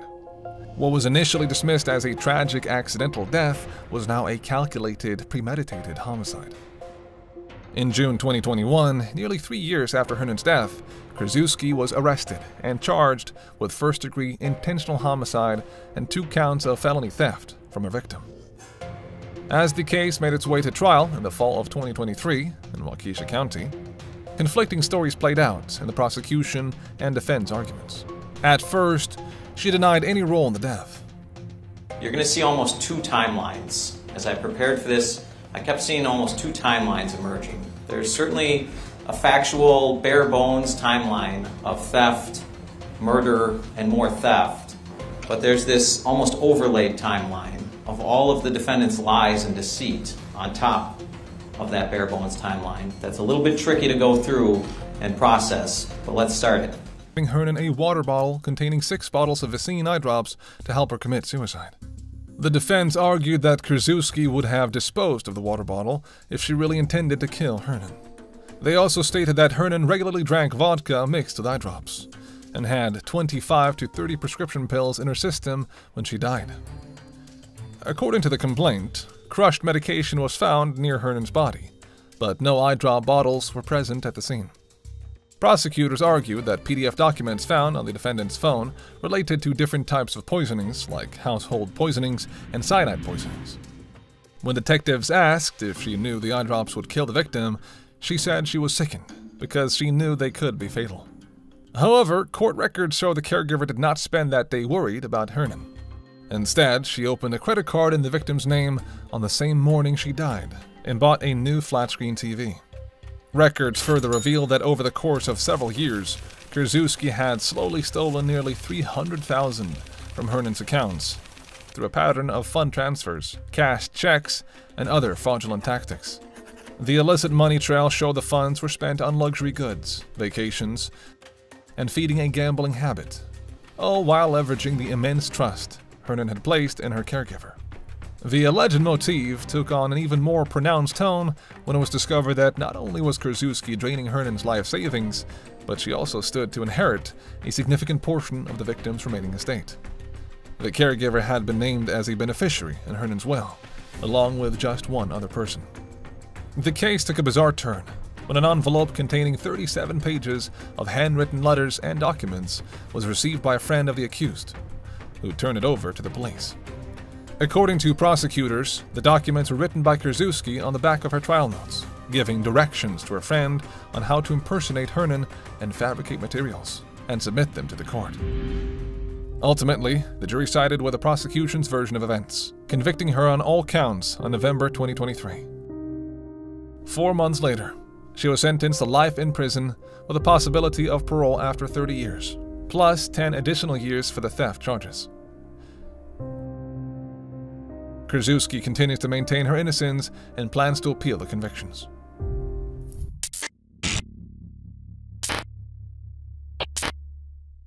In a shocking tale of marital betrayal, an Indiana woman conspired with her friend to eliminate her husband using a deadly mushroom. This story begins with a sinister search on the dark web that leads to a chilling crime. 50-year-old Davis Fout's body was found in a ditch in rural Indiana. Coroners were stumped, and it would remain a mystery until investigators discovered the missing piece. David was a senior tech consultant at Salesforce, a technology architect, and a family man. He and his wife, Katrina, lived comfortably with their 4 adopted greyhounds. The 50-year-old was well known as an avid cycler and a dog lover. Reports suggest that he was even planning on adopting a 5th dog soon. Besides that, David was also an involved grandfather. His stepdaughter, Carrie Lee Gentry, told investigators that he seemed like his usual self in the days leading up to his death. He had been planning on an early retirement to spend more time with his grandkids. There was, however, a side to the successful tech consultant that not many people knew about. In September 2019, David was arrested and charged with disrupting the peace during a violent encounter with his wife. He was sentenced and ordered to go to a treatment facility for his alcoholism. A no-contact order was also granted, which was eventually lifted when Katrina and David reconciled. But he had also had many affairs throughout the relationship. The pair were far from a happy couple. In the early morning hours of April 24th, 2020, a woman walking her dog along an insulated path in Noblesville in Hamilton County found a decomposing body in a ditch. The male victim was barefooted and had his pant pockets turned inside out. There were no signs of battery except for a few cuts and scratches on his hands and feet. Investigators also noticed duct tape residue on his wrists and ankles and determined that this was indeed a homicide. The victim had no ID on him, and it looked like someone had stolen his phone. By the time the woman had contacted the police, it had looked like the body had been there about 3 days. It was identified as David Fouts, but he had not been reported missing. Police almost immediately suspected Katrina Fouts of having something to do with her husband's murder. Not only had she not reported his disappearance for 3 days, but, according to her cell phone records, she also didn't attempt to contact him. There was more. When the police showed up at the Fouts residence and reported that her husband had been found dead, Katrina didn't seem all too surprised. She told investigators that she had suspected something like this would eventually happen. According to Katrina, her husband had depressive tendencies, and she recanted that he was a raging alcoholic. She claimed that on the day of David's disappearance, she came home and saw that the lights upstairs were turned on. Thinking her husband had gotten home before her and gone to bed, Katrina fell asleep on the couch that night. The next morning she went up but realized that David wasn't there. She'd assumed he'd gone off to work or run a few errands. And, like I said earlier, the couple wasn't on good terms when David went missing. Katrina also pointed toward a man who showed up at their doorstep a few months prior and threatened her husband's life over a dispute. The man was quickly ruled out as a suspect. So, all evidence pointed toward Katrina. His stepdaughter's earlier testimony about David wanting to build dirt bikes with their kids proved that he wasn't planning on taking his life, at least not in the days leading to his body being found. There was one problem, though. The coroners had no idea how David had been killed. Investigators quickly determined that the 50-year-old's body had been moved. There were scratches on his right foot that showed that his body had been dragged at least a few feet. The scratches on his hand and the duct tape residue on his wrists and ankles also showed that he'd put up a struggle before he died. However, it seemed like there wasn't much of a fight. What had coroners scratching their heads was the fact that there was no evidence of what had killed David. Police recovered DNA samples from the victim's shirt, and none of it matched Katrina's DNA. But it did come back with a match. Terry Hopkins. The 60-year-old was a retired police officer of the Richmond Police Department. He'd also been a lifelong friend of Katrina's, who had been there when her father was dying, and the two formed a close friendship. She called him Pops, and he'd call her MKFAM, my kid from another mother. With evidence tying Terry to the crime, the police reviewed security footage from the area. In the hours leading up to the murder, they saw a vehicle matching the retired officers, driving around where David's body was found. Police also uncovered that Terry had made suspicious purchases at a hardware store days before David's death. The list included microfiber cleaning cloths, duct tape, cleaning gloves, blue tarps, a 6,400-pound lifting sling, a 500-pound hydraulic lift, and white zip ties. Police quickly arrested the 60-year-old on suspicion of murder or conspiracy to commit a crime. Katrina was interviewed again after Terry's arrest, and she admitted that she'd played a role in her husband's killing. The two had been in contact 734 times leading up to the murder. Investigators also discovered that on the night of her husband's murder, Katrina texted Terry, thanking him for being there for her and helping her with some other stuff. Evidence suggested that the retired officer felt he had to protect Katrina from David. The Founts had a rocky relationship, and after Katrina's father passed away, Terry became increasingly defensive about her.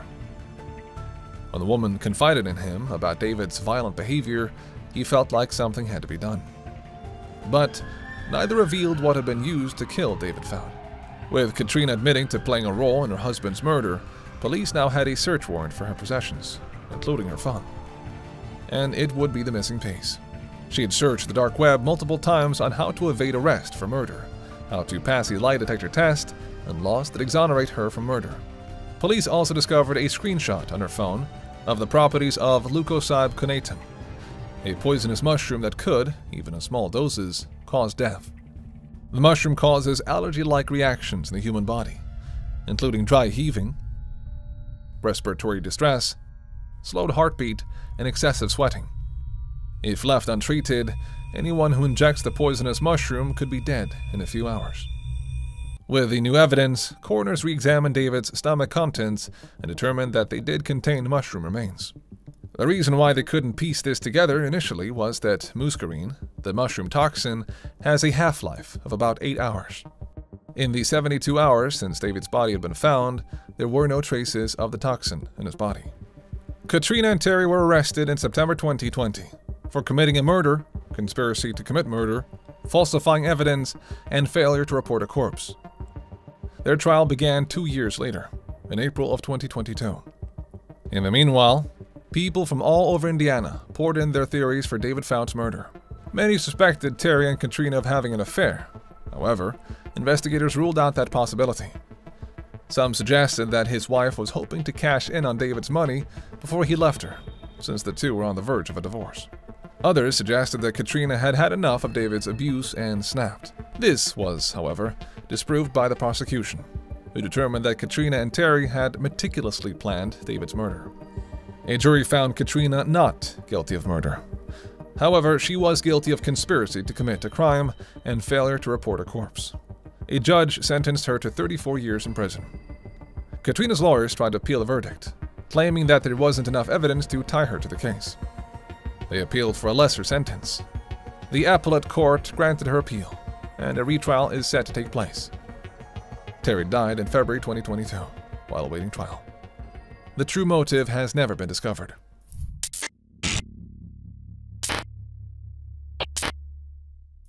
Heather Presdy's story is not a sudden descent into madness, but a calculated journey marked by years of sinister intent and chilling actions. Her dark path through the healthcare system left a trail of death and despair, which would eventually unravel through a detailed and tragic timeline of her crimes. Heather began her career as a veterinary assistant, a role that involved the regular euthanasia of animals. It was here that she first encountered the power of life and death. The idea that she can control who lived and died took root in her psyche. This experience set the stage for her later atrocities as she transitioned into nursing in 2018. Her stint in the healthcare sector was marked by instability, frequent job changes, complaints of abusive behavior, and a growing list of suspicious patient deaths. By October 2022, Heather had secured employment at Quality Life Services in Butler County, Pennsylvania. It was here that she would begin her most deadly string of attacks. Her method was both chilling and precise. Insulin, a hormone meant to save lives, became her weapon of choice. The first known victim was a 55-year-old man admitted to Quality Life Services. He did not have diabetes and had no need for insulin. Yet on 2 separate occasions in October 2022, his blood sugar dropped to critically low levels. On October 15th, his blood sugar plummeted to 24, barely within survivable range. Medical staff managed to stabilize him temporarily, but less than a month later, on November 20th, his condition deteriorated rapidly. His blood sugar was so low this time that it couldn't even be measured. Despite emergency interventions, his levels barely rose, and he was rushed to the hospital. On December 4th, 2022, he died in the hospital, his body unable to recover from the repeated insulin-induced attacks. Heather was on duty during each of these critical events, responsible for his care and the medication cart. Barely weeks after this first death, Heather struck again. Her second victim, an 83-year-old man with dementia, was a long-term resident of Quality Life Services. On November 19th, just a day before her first victim's final episode, she administered another lethal dose of insulin. By the morning of November 20th, his blood sugar levels had plummeted to 29. Despite multiple attempts by the staff to stabilize him, his condition continued to worsen. He was taken to the hospital, but like her first victim, he never fully recovered. On Christmas Day, December 25th, he, too, died due to the effects of the insulin overdose. Amid these deaths, a third patient, a 73-year-old man, was also targeted. He, like the others, did not have diabetes and had no reason to receive insulin. On August 31st, he was found seizing in his bed, his blood sugar levels dangerously low. Medical staff intervened in time to save his life, but he was left with severe physical repercussions. The hospital staff noted the suspicious nature of his symptoms, and this case would later play a crucial role in linking Heather to the crimes. As these incidents unfolded, suspicions among the staff began to grow. It wasn't just the sudden and unexplained hypoglycemic episodes, but also the attitude Heather exhibited toward her patients. She was heard making unsettling comments, suggesting that some patients were better off dead. These statements, coupled with her presence during each of these critical incidents, prompted a deeper investigation. The investigation into Heather's activities began in early 2023. The unusual pattern of insulin overdoses, especially among the non-diabetic patients, led the authorities to suspect foul play. The probe was meticulous, focusing on the timelines of her shifts, access to medication, and her interactions with the victims. The breakthrough came when investigators discovered a series of text messages Heather had sent to her mother. In these messages, spanning from April 2022 to May 2023, she expressed her frustration with patients and her morbid desire to harm them. She referred to her patients as animals, needing to be put down, a chilling echo of her earlier career as a veterinary assistant. By May 2023, the evidence against Press D was overwhelming. She was arrested and charged with multiple counts of first-degree murder and attempted murder. The prosecution painted a picture of a woman who had taken it upon herself to decide the fate of her patients, driven by a twisted sense of control and a disturbing indifference to human life. They highlighted her deliberate choice of insulin, a drug meant to heal, but, in her hands, a tool for murder. The defense had little to offer in her favor, given her confessions and the damning text messages. In May 2024, Heather stood before the court, facing the consequences of her actions. She pleaded guilty to 3 counts of first-degree murder and 19 counts of attempted murder. In exchange for her plea, she avoided the death penalty, but was sentenced to 3 consecutive life terms, plus an additional 380 to 760 years in prison. During her sentencing, the courtroom was filled with the voices of the victims' families, expressing their grief and anger at a woman who had played God with her loved ones' lives. Heather, however, remained silent. Her admission of guilt already sealed her fate. While the true motive behind her killings may never be known, Heather maintains her actions were a form of mercy, believing that some of her patients were better off dead due to their poor quality of life.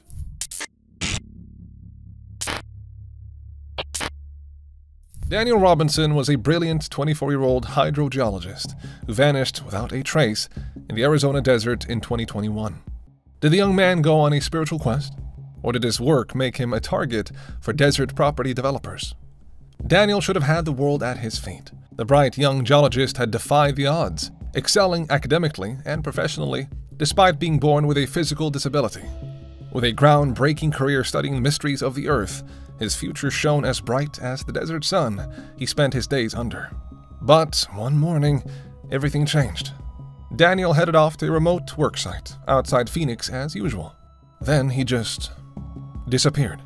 Wild theories emerged about his final hours, from descending into bizarre obsessive behavior to accidentally ingesting mind-altering drugs.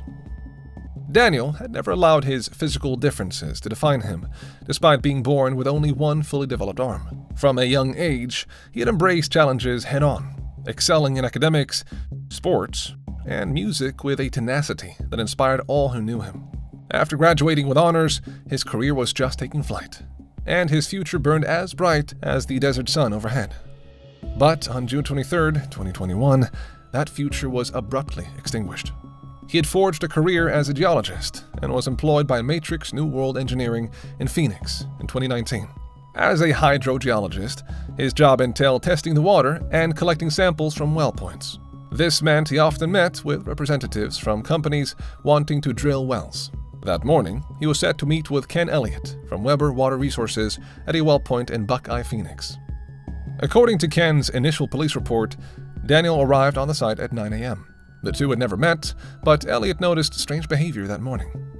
According to Elliott, Daniel stared into the distance and made incoherent statements. Elliott said that Daniel was saying things that did not make sense, like asking if Ken wanted to go rest, and then asking if he wanted to go to Phoenix to rest. 15 minutes later, he apparently got into his vehicle, waved at Elliott, and drove off, disappearing without a trace. Elliott says he was concerned about Daniel's state of mind and called the project manager to alert him that Daniel had left the site. By 3 p.m., Elliott was told that Daniel could not be reached by his employers or family. So he set off in his vehicle to try and find him. Following the tracks still visible because of the recent rains, Elliott drove off into the desert but could not locate the missing man. The next day, when Elliott spoke to police again, his statement read that Daniel had arrived at the site at 9:30 a.m. and had left at 9:45 a.m. So what really happened on that day? What dark secrets lay buried beneath the desert sands? And would his loved ones ever uncover the truth behind this baffling disappearance? Back in South Carolina, Daniel's father, David, received an alarming call from his daughter informing him his son was missing. David immediately tried to locate his son by contacting his friends, checking his apartment, and calling his cell phone. But these efforts were unsuccessful. 12 hours after he was last seen, the family reported him missing. The next day, police accessed Daniel's navigational system but found no GPS data. However, police were able to ascertain that the phone last pinged at 10:30 a.m. As the day passed with no sign of his son, David grew increasingly worried and decided to take the 2,000-mile drive from his home in Florida to Phoenix, Arizona. As the investigation into the disappearance progressed, the police reports started to paint a picture of a young man who was seemingly acting erratic in the days leading up to his disappearance. 2 days before he went missing, he took a bus to Waffle House, even though he owned a car. A waitress who had seen him there previously said Daniel was acting skittish and would not converse with her. That same day, he texted his sister, Davisha, saying he had an emergency, but he did not answer any of the texts or her calls for some reason. His coworker and former roommate, Roger, said his friend had unexpectedly cut his hair short and acted unusually subdued and dry, hinting at issues over a girl he knew but who didn't know him. His odd comments also revolved around getting rid of his ego, believing in miracles, and mentioning God and religion, subjects he rarely discussed. The next day, he acknowledged having issues over a girl he couldn't have. Roger felt Daniel seemed to think he had to change himself for this unknown woman completely. His coworker sensed he was grappling with profound turmoil in those final days, though the actual depth remained unclear until his shocking disappearance. Hey Daniel, this is Roger. I know that work is trying to get hold of you, but I'm less concerned about them than I am about you. You can call back, let me know what's going on. I need to pick you up somewhere, whatever. Just give me a holler. I'll make sure you're okay. Several theories emerged regarding Daniel's potential state of mind leading up to his disappearance. His father had mentioned to police that his son told him about a woman he had fallen in love with in the weeks leading up to his disappearance. David found it strange, as his son apparently knew nothing about the woman. When asked if she had noticed anything about her brother lately, his sister, Davisha, said that Daniel had come over to her place one day and just sat there for 30 minutes, completely unresponsive. Then he just got up and left. She told police he had fallen in love with a woman named Caitlin from the suburb of Levine, who told him to listen to podcasts by spiritual teacher Eckhart Tolle. Davisha claimed these podcasts had changed the way her brother looked at life and made him view things with a more positive energy.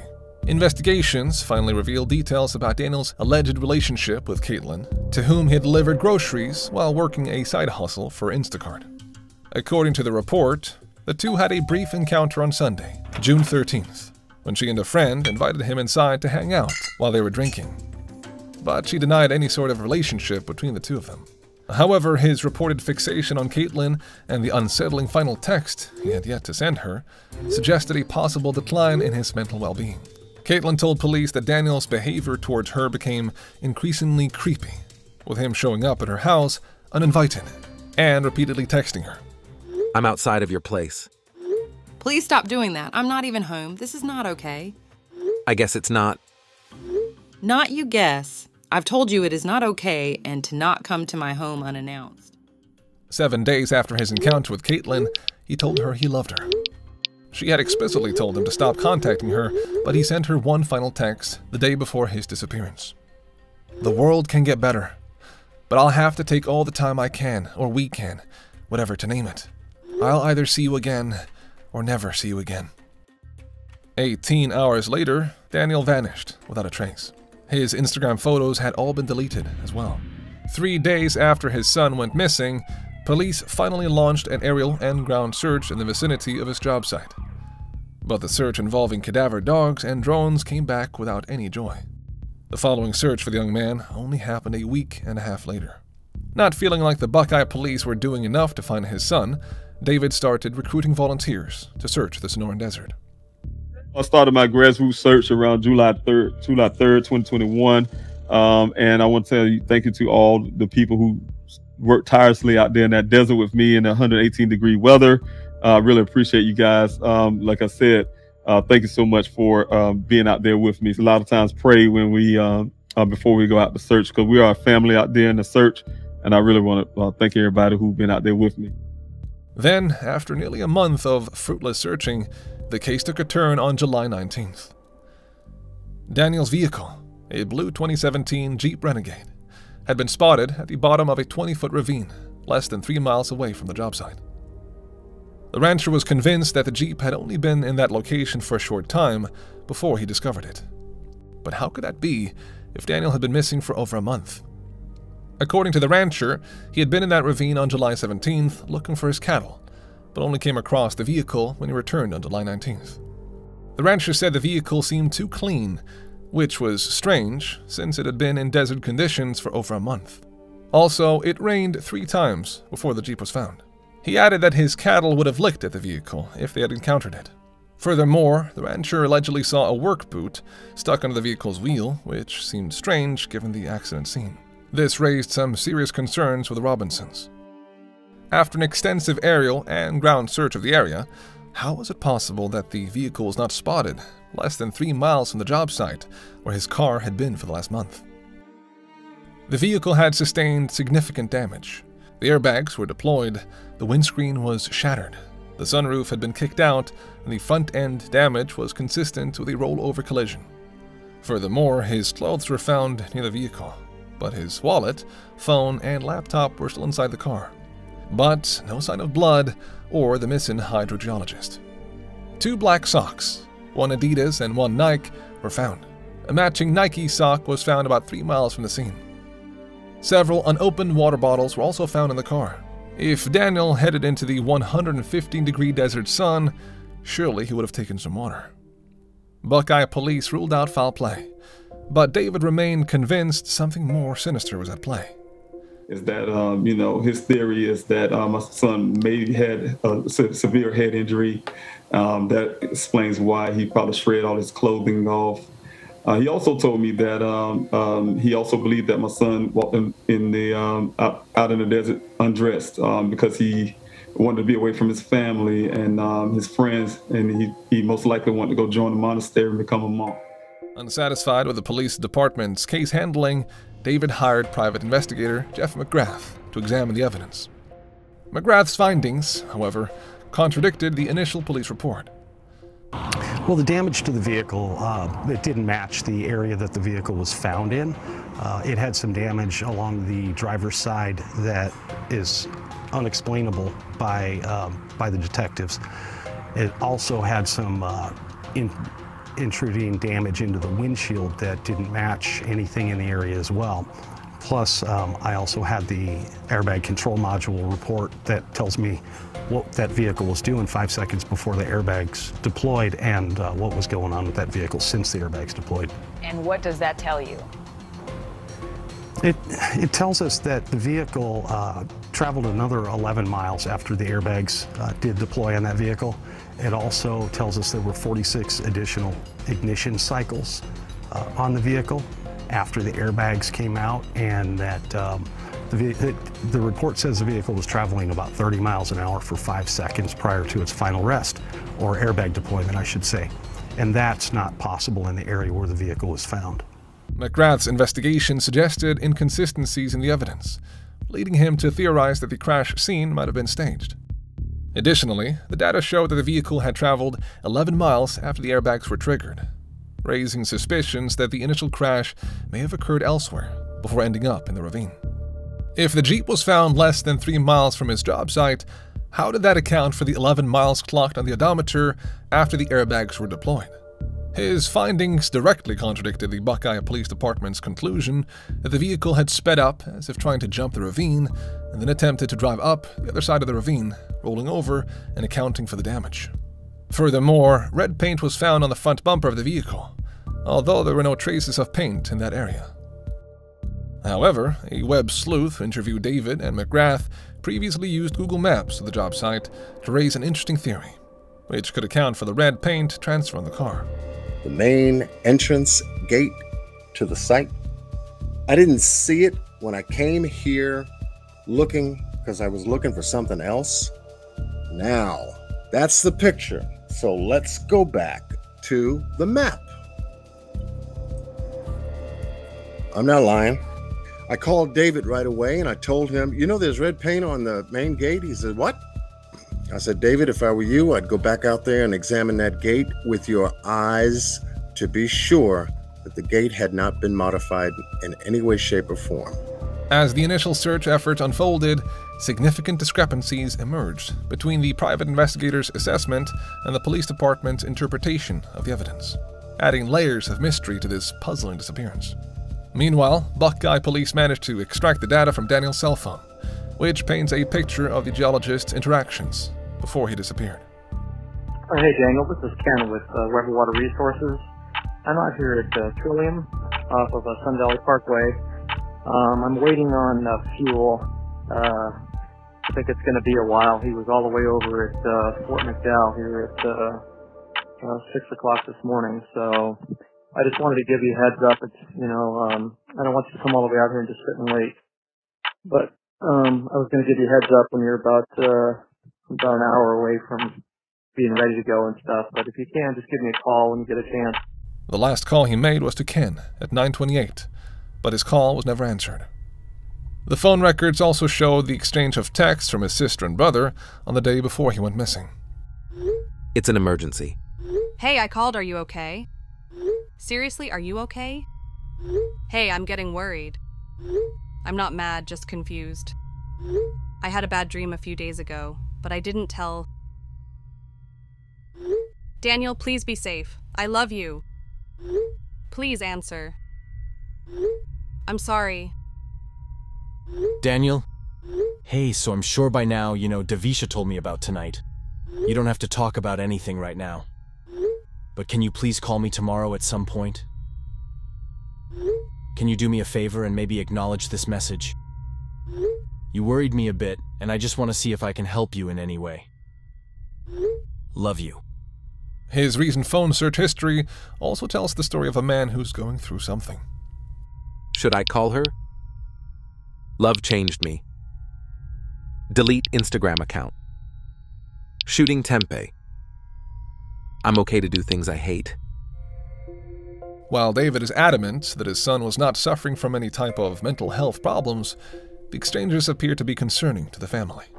As search efforts intensified in the desert area where the Jeep was found, multiple sets of human remains were recovered, including a human skull, which was later identified to be that of a 35-year-old missing man.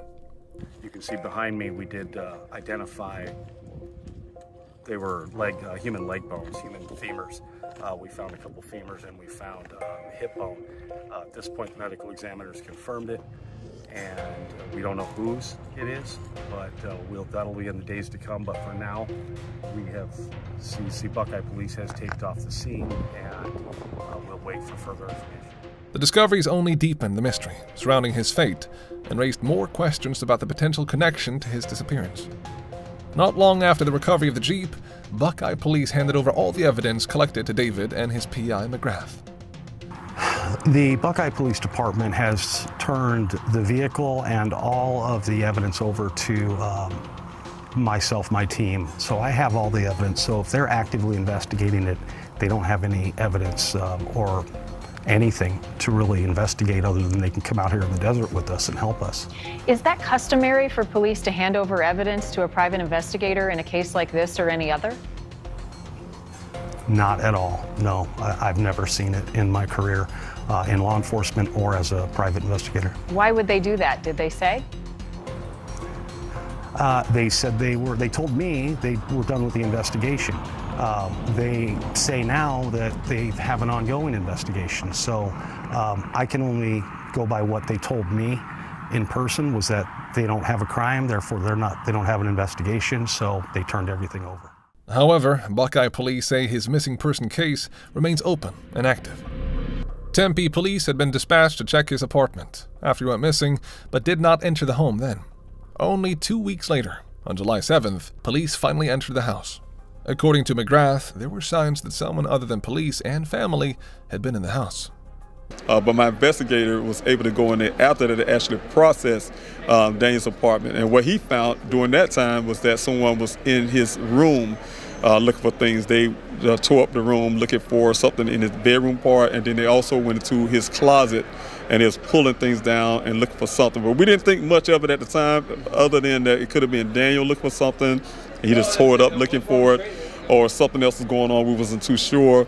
But with this information that we received from the from the Tempe Police Department with the forensics and the date and time, now we understand that someone was not only just looking in his room, they also was going through his computer after June the 23rd of 2021 when he went missing. Later, forensics analyses were done on his electronics, including his computer and gaming system. The forensic information revealed that someone had been inside the apartment using Robinson's computer to look through his Google history and fooled around on the device. Nearly 5 months after his son went missing, relations between David and his PI appear to have soured, but not before McGrath revealed some interesting information when talking to the Buckeye Police. The PI told police that he found it odd how David's daughter, Davisha, never seemed sad or upset during the many interviews and conversations they had about the disappearance. According to the report, Davisha told him that during the emergency text incident, her brother said they would have to get used to him disappearing. The private investigator also informed the police that, according to Davisha, 2 weeks before his disappearance, she and David had discussed the possibility of getting an involuntary petition to have Daniel undergo a mental health evaluation. In December 2021, Buckeye received word that David had parted ways with his PI. According to a recorded phone conversation between McGrath and a colleague, he could no longer afford to work in the case, having already spent more than 200 pro bono hours investigating. According to the police report on the recorded conversation, the investigator also had difficulty reconciling David's foul play theory. When Buckeye police called McGrath firsthand, he told police that the two parted ways because David was skeptical about them and did not want the PI to share their findings with authorities, which McGrath thought was counterproductive. What was clear was that the Robinson family's confidence in the official investigation had begun to wane. David remains resolute that his son's disappearance was linked to foul play. But the lingering question remains: why? Why would someone want to hurt his son? And could it be related to the work he was doing? The answer could lie in the desert his family has been scouring. As a hydrogeologist testing groundwater supplies in the area, Daniel may have uncovered data that called into question the viability of a massive housing development and its plans for 100,000 new homes, given the region's rapidly declining groundwater levels. Any of his findings that might have raised doubts about sustainable water sources could have posed a threat to parties with vested interest in seeing the controversial project move forward. If his work revealed concerning information about dwindling groundwater or potential underground fissures that conflicted with the developer's ambitions, this may have motivated foul play against him. With each passing day, more questions arose. Was Daniel's reported fixation on Caitlin a harmless infatuation or a sign of deeper turmoil? Did his potential interest in spirituality and self-discovery inadvertently lead him down a dark path? And what secrets do the conflicting interpretations of the physical evidence hold? Clues that could unravel the enigma of this vanishing act? What do you think happened? Let me know in the comments below.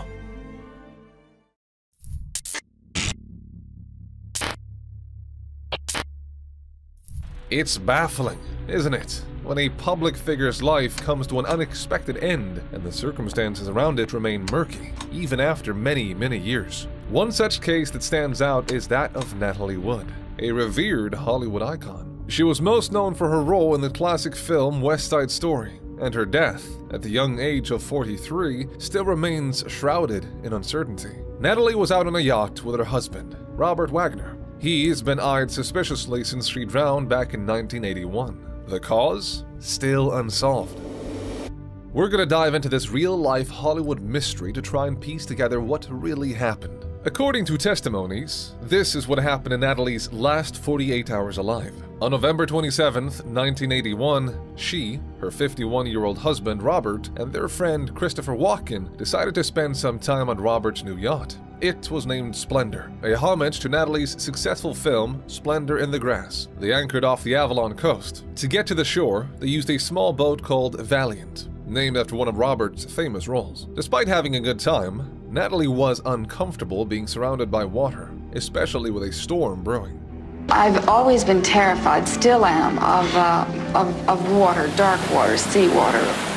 An argument broke out between Natalie and Robert about moving the yacht closer to the coast for safety. After the spat, Natalie and the yacht's captain, Dennis Davern, returned to shore and checked into a hotel. The next day, Natalie, wanting to smooth things over, returned to the boat. Later, Natalie and Christopher Walken went for drinks on the island, with Robert joining them later. After returning to the yacht, the atmosphere became tense. 38-year-old Christopher discussed the importance of their careers, prompting Robert to accuse him of meddling in his marriage. Upset, Robert smashed a wine bottle on the table. Natalie left the room, cleaned herself up, and then disappeared. Her husband thought she had gone to bed.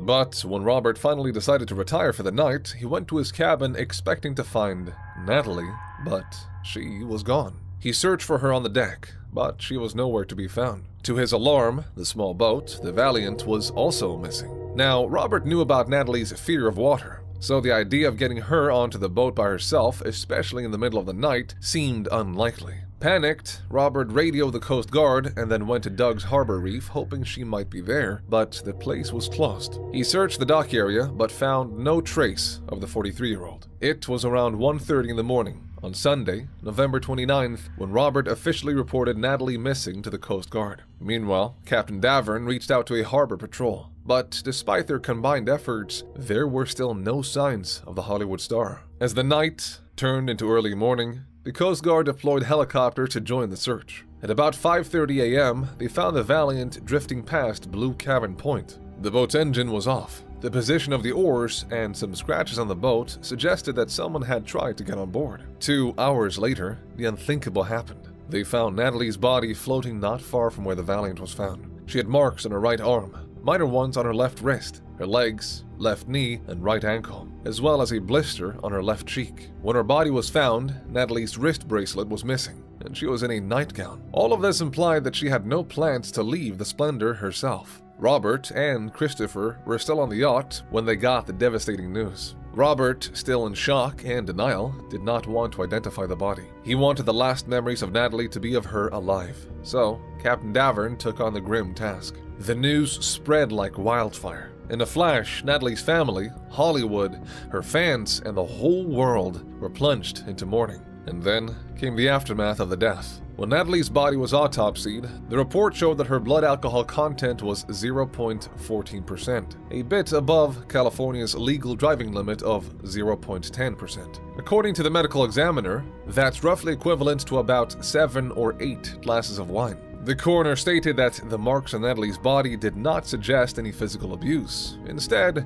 he believed she got them while attempting to climb back onto the boat. Robert Wagner, who had been cooperating with the investigation, had a theory of his own. He suggested that after leaving the saloon and freshening up, his wife might have noticed that the dinghy, the Valiant, was banging against the yacht due to the rough waves. In trying to secure the dinghy, Natalie might have slipped, fallen into the water, and drowned while attempting to climb onto the boat. This theory was shared with the public by the police. After 2 weeks of intense investigation, they concluded that Natalie Wood's death was an accident. She was laid to rest at the Westwood Village Memorial Park in Los Angeles, not too far from where she lived. But Natalie's mysterious death fueled numerous rumors and speculation. Some even linked her death to the so-called curse of Rebel without a cause, since she was the third member of the cast, after James Dean and Sal Mineo, to die under tragic circumstances. Years later, in 2009, a book called Goodbye Natalie, Goodbye Splendor was published. The book was written by the yacht's captain,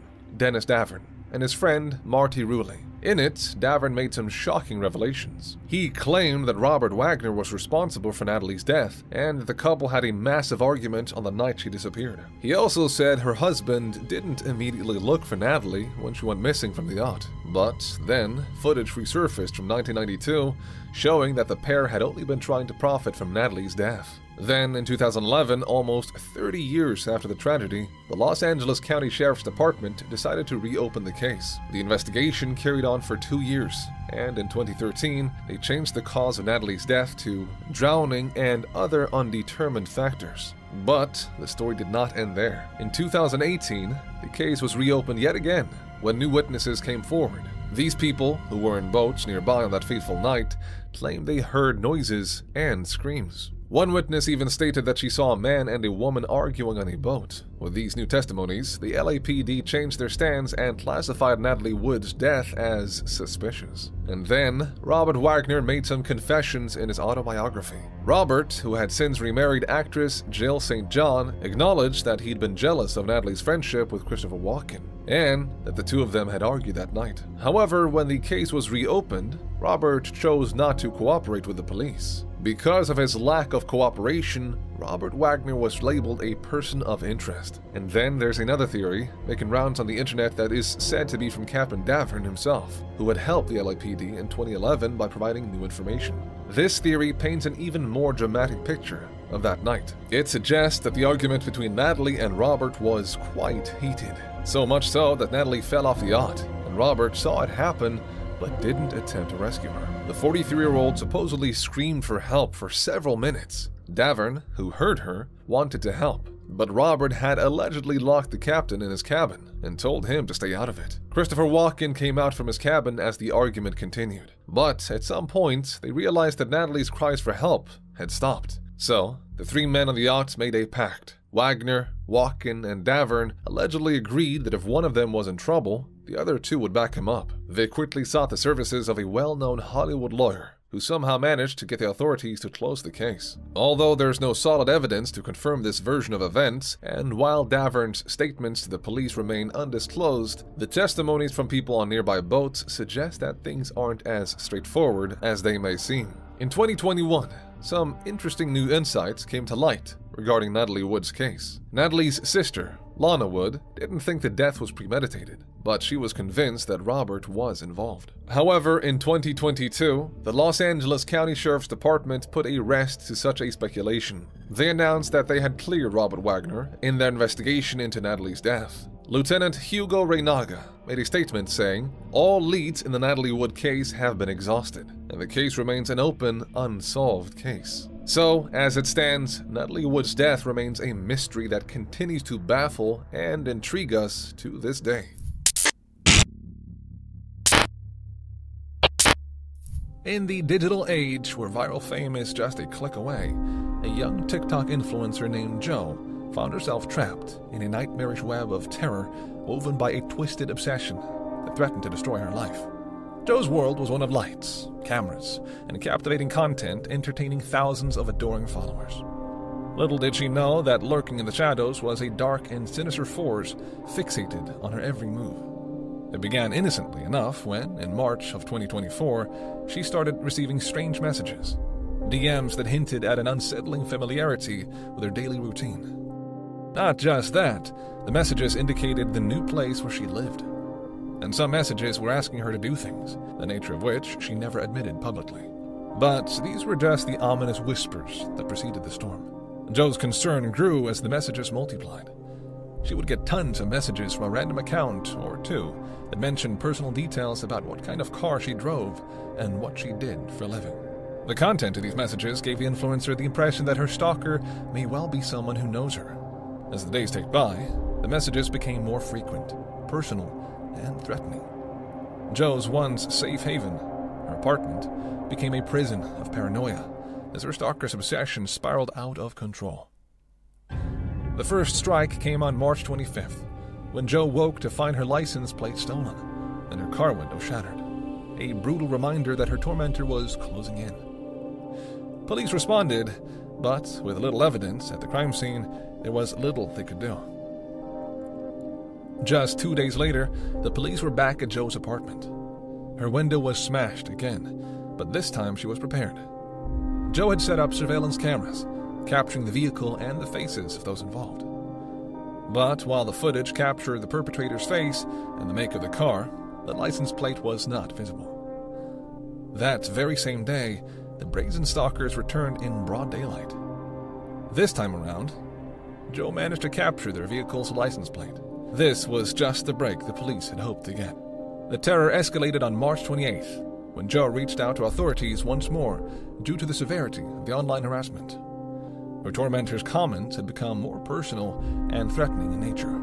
Adding to the torment, the perpetrator claimed to have left disturbing items in Jo's mailbox. The stalker's cat-and-mouse games came to a head when authorities traced the vehicle's license plate.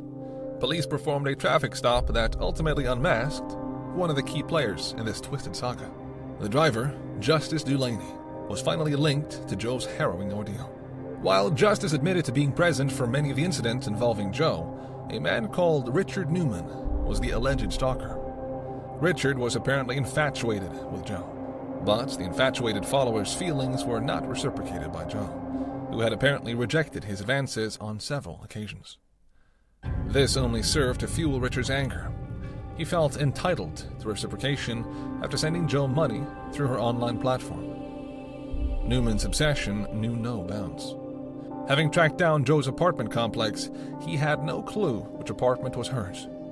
So, whenever she live-streamed, Richard would be outside the building. He would methodically walk from door to door, shining a laser pointer into the windows. While watching the stream, he was hoping to pinpoint her location, based on the laser being captured on her stream. Justice also admitted to police that Richard had shot out Jo's windows with a slingshot on more than one occasion. But the most chilling revelation was yet to come. She also confessed that Richard's twisted desires had spiraled into threats of physical violence. Richard had spoken to her about harming Jo or even her mother. Jo also revealed that Richard intended to buy a firearm, but could not afford it. She did not doubt in her mind that Richard was capable of physical violence toward Jo due to his size and previous aggressive behavior. That was all the information the police needed to finally make a play for Richard. Jo's stalker was arrested shortly afterward in April 2024. He faces several charges, including larceny, stalking, and assault, along with several others. His bail was set at $100,000. But for Joe, the scars run deeper than any physical wound. A reminder that the price of online fame can be a descent into the darkest corners of human obsession. Before you go, I'd love to know if you like having multiple stories in one video. Let me know in the comments down below. And if there are any cases you'd like for me to cover, you can email them to me using the address on my channel. Thank you.